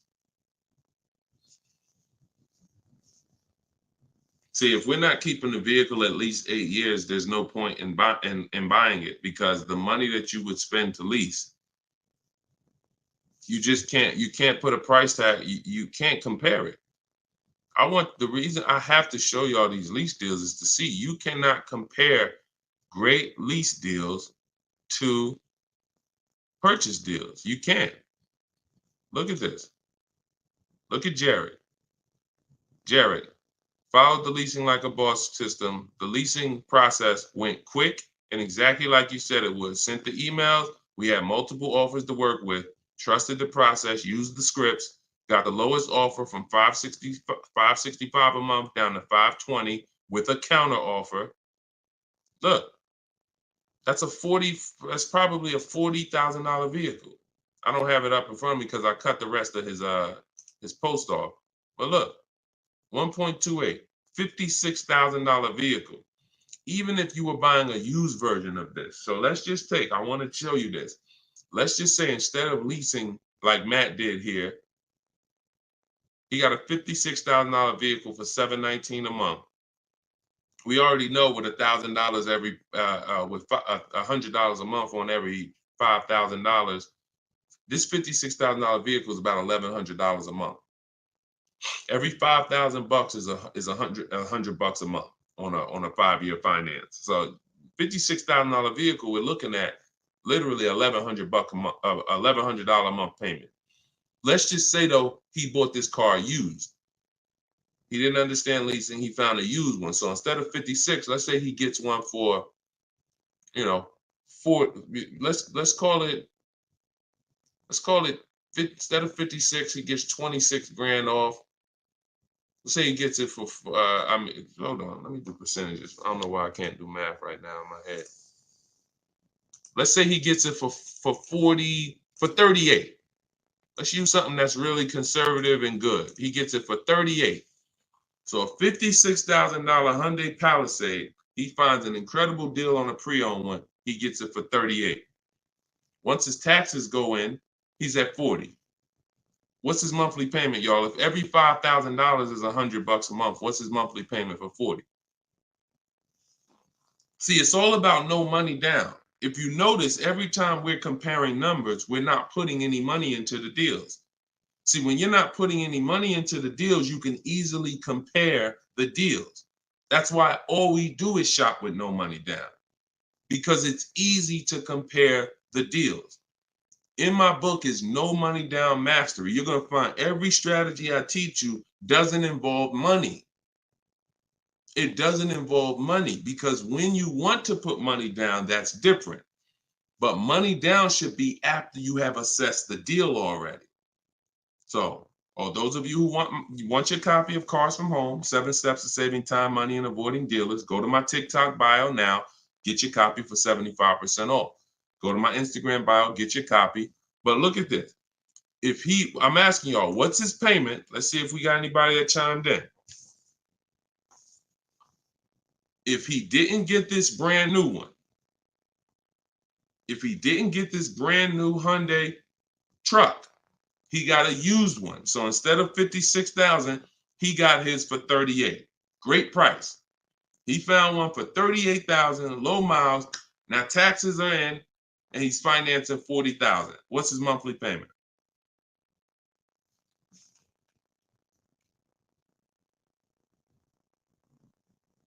Anybody do the math? Every 5,000 bucks. Well, I'm gonna tell y'all now. Okay, y'all taking a little long. It's $800 a month. Thank you, Derek. Thank you, Derek, on Facebook.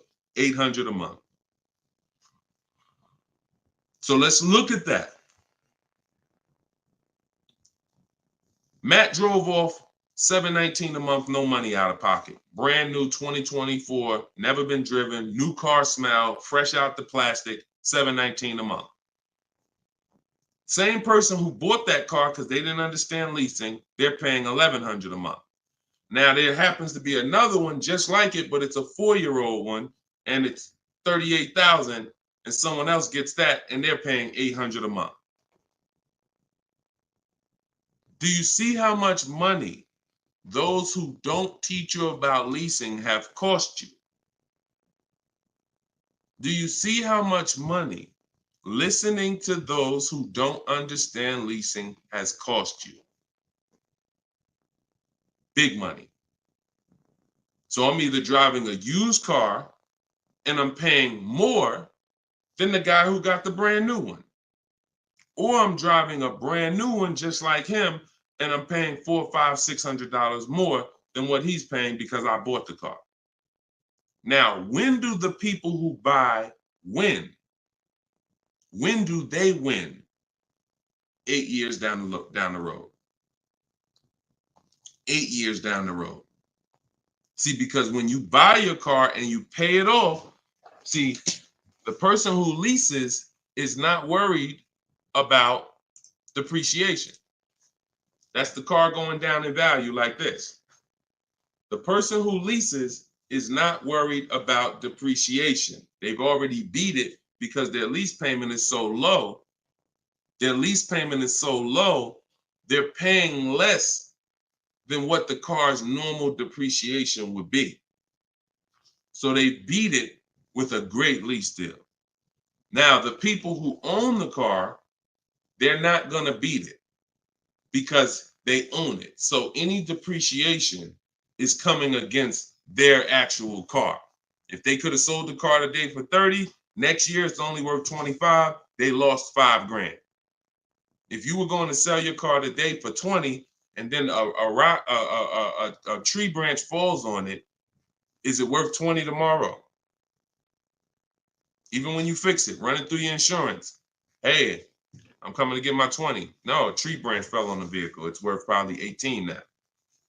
This is depreciation. So the only way you're going to avoid that is through long-term ownership, because eventually, like I talked about earlier in the stream, you get to the point where your car is only losing a little bit of value each year. Only to this year it's worth 10, next year it's worth 95. In another year it's worth 9,000. That doesn't happen until you have kept the car 9, 10, 11 years. So if you're not keeping your cars that long, you're losing thousands of dollars not leasing, as I just illustrated with those 3 examples. Okay? So this doesn't change. I don't care whether it's Lamborghinis. I don't care whether it's Rolls Royces. The principles do not change. Derek on Facebook. If a manufacturer is offering a very low IR through their direct financing for well-qualified buyers, is there something I should look for on my credit report to know whether I should apply and let them run my credit versus using the pre-qualified offer I have from my credit union? Yeah, most people are going to qualify for the special rates. If you have fair credit, good credit, most people are going to qualify for the special rates because it's not super tier. Super tier is like A1 or A9 in the business world. That's super tier. Most of them are tier 1. So a tier 1 approval is really going to be if you have, 680 credit score and above. If you've had a car loan in the past that you've paid well, you should be able to qualify for those special interest rates. Those are not super hard to qualify for. And if it's something under 2.9, you're typically not going to see that coming from a credit union or a bank, not in this market. Not in this market. So yeah, it's a good question though. But that's round 1 in the bank bidding war. So it's important for you guys to know that whenever you see a special interest rate offer, in many cases, it's not hard to qualify for. You don't need perfect credit. 680, 700 and above, you should be fine. All right. So, all right. Let's go. John Tez on YouTube. I'm interested in getting a 23 Charger Scat Pack, trading a 2022 Camry. This is a disaster. This is a disaster. Dealer wants 56 for the car, but it's been on the lot for 220 days. What do you think I could get them to lower it to? Well, I'm going to just tell you honestly, why are you trading in a 2022 vehicle? First of all, if you paid cash for that car, you wouldn't be trading it in, because once you see what it's worth and what you're getting in 2 years, you've had the car for less than 2 years. See, there's something, here's what we're not getting. The reason why I hold this up is for y'all to see that you cannot trade in cars this fast and have it be and have it. And I want y'all to know we are 100% live right now. We are 100% live right now. You're not watching a replay. This is a live show. So we're going to dialogue on this for a quick second. You should not, if I show this so y'all can understand the value of your car is dropping like this the first year, 2 years, 3 years. You think that you could buy a car here for $35,000, turn around, trade it a year later, and it's only worth now $27,000, and you're just going to flip and take that $7,000 loss in depreciation. You are going to absolutely lose your shirt. And the only way that you actually don't realize how much you're losing is because they hide it in your monthly payment, because you're a payment shopper. Just get me to this payment. I don't care about the numbers and all of that. I don't care about how much money I'm losing on each car. Just work my monthly payment to something that I could afford. And that is financial disaster. because there is no way, if you were coming and you were writing a check for this, if you came in and you bought that 2022 Camry and they said, okay, it's going to be 35 grand, you know, whatever, and you wrote a check for it, and then you came back a year later and you said, all right, well, what y'all going to give me for my 22 Camry? And they said, all right, well, we only give you 25 for it. And you said, wait, I just paid 35 for it last year. You ain't giving me no 25 for it. You would never take that. But payment buyers take those deals all the time, because what they do is they give you the same 25, but when they finance it and stretch the loan out, they're like, see, and your new monthly payment is only $50 more than your old car. And you like, man, this sounds like a good deal. It's a horrible deal. It's not even a deal. It's a horrible offer, but you're not trained to see it. So whenever I see somebody who's switching from cars that are less than 2 years old to a brand new car, you're not talking about leasing it. So you're still in the mindset of, oh, I could buy cars, switch them, buy cars, switch them, buy cars, switch them. You absolutely are losing thousands of dollars on every single car you buy. So if I wanted to do what you were doing, replace my 2022 Camry with a Charger Scat Pack. And first, you're buying another pre-owned one too. You're buying another pre-owned one. So you're asking, all right, I want to replace this 2-year-old pre-owned car that I got, and then I want to buy another pre-owned car and replace that one. But you're not looking at the fact that the 1-year-old Scat Pack you're trying to find is so rare. When you find it, you're most likely going to overpay for it, because who has 1-year-old Scat Packs? Who has 1-year-old Dodge Charger Scat Packs? How would that vehicle even end up on a dealer's lot? You only get the cars on dealers' lots one of two ways. The dealer has to buy them from auction, or buy them from one of their customers, or at the end of a lease, the person returns the car. So people are not usually trading in a 1-year-old car. So if it has been on the dealer's lot, maybe it's because it's a leftover model. And if it's a leftover model, you don't have anything to compare it to see how much you should be saving. So what I would be doing is, before I buy a 1-year-old Scat Pack, I would see what's the market on a brand new one. This is so important. This is so important, because this is financial intelligence. Look at this. If I would have walked in, this is Sean. Sean got an F-150 Lightning, $73,000 vehicle. He ended up saving $20,000 on the vehicle. Brand new one. Same thing with Kimberly. She got a Maserati. You can see here, what does it say? Total savings, $20,700. 2023 Maserati Greco, $86,000 vehicle. They took off $20,700. That's the new one. So what happens if she would have bought a used one, 1 year old, and she saved 20 grand? She might have thought that was a great deal. Man, I got a 1-year-old Maserati. They took off 20 grand from me. Not if she didn't know that on a brand new one, she could have got 20 grand off. So whenever you're buying a car that new, you need to know what the brand new market is to know, all right, if I can save 10 grand off a brand new one, then how much should I save off the 1-year-old? I should save a lot more than that. See, and you have a lot of things that you moving in a way that I would tell you need a system, because it's hard for me to explain to you everything you are doing and a way you're approaching this, how you're going to overpay by thousands and thousands of dollars. You haven't talked about leasing versus buying. You're not talking about shopping for cars in a way where you can actually see multiple offers.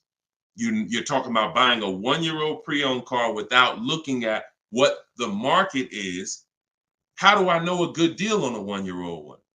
There's not enough vehicles out there for you to know a good deal on a 1-year-old, which means the only way I'm going to know a good deal on a 1-year-old one is I need to know what a good deal is on a new one. And if a good deal on a new one saves me 15 grand, then that means on a 1-year-old one, I need to save like 20 to 25.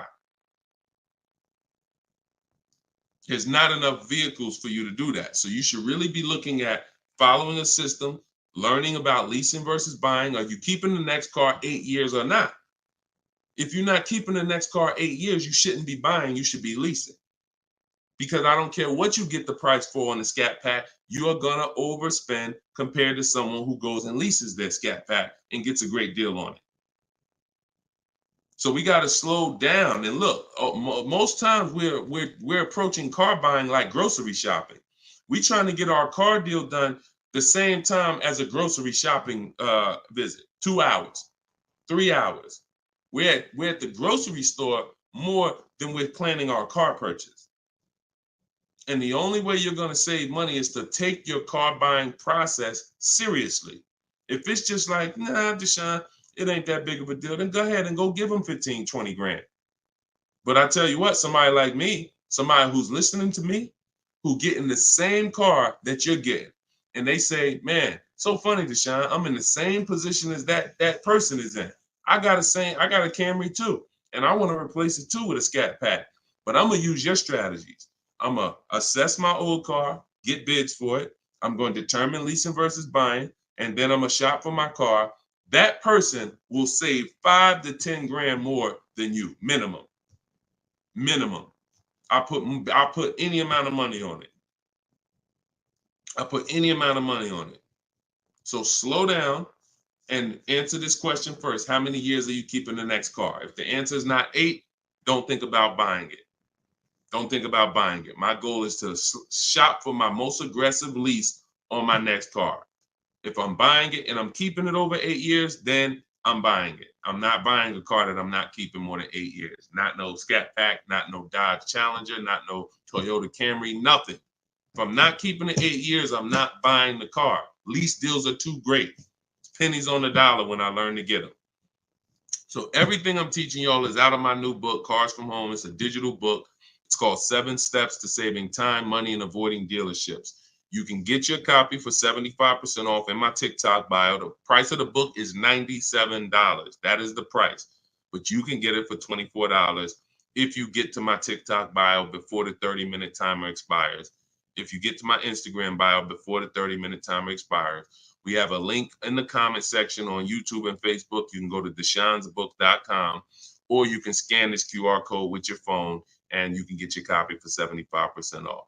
So use it. Make sure you send me your success stories. Continue to send me your success stories so we can bring them onto the show. That is a step-by-step system. There's nothing left to chance. You cannot leave anything to chance when it comes to car buying. Everything that we teach is for a reason. So let's continue to move. You know we will be back soon for another stream. And catch us later. We're usually live 7 and 12 p.m. So if you're around at 7 p.m., just again, if you don't see the banner above us, that means we're actually live. So jump on and we'll get to it. Everybody else who got your book, enjoy. For those of you who want to attend my free masterclass, Everything You're Doing Wrong, Buying, Selling, and Leasing Cars, you can also go to the comments or to my TikTok and Instagram bio. But you're going to need about an hour. And that's a straight hour of me and my board. And we have a comment for you right here in the Facebook and in the YouTube section. That's me showing you scenarios, going over 23 mistakes that most of you are making that you need to stop making if you're truly going to get below market deals. Okay, so other than that, y'all, get the information. I don't care how you get it. Get in where you fit in. Use it. Keep unlearning. And let's keep saving this money. All right. God bless y'all. See y'all on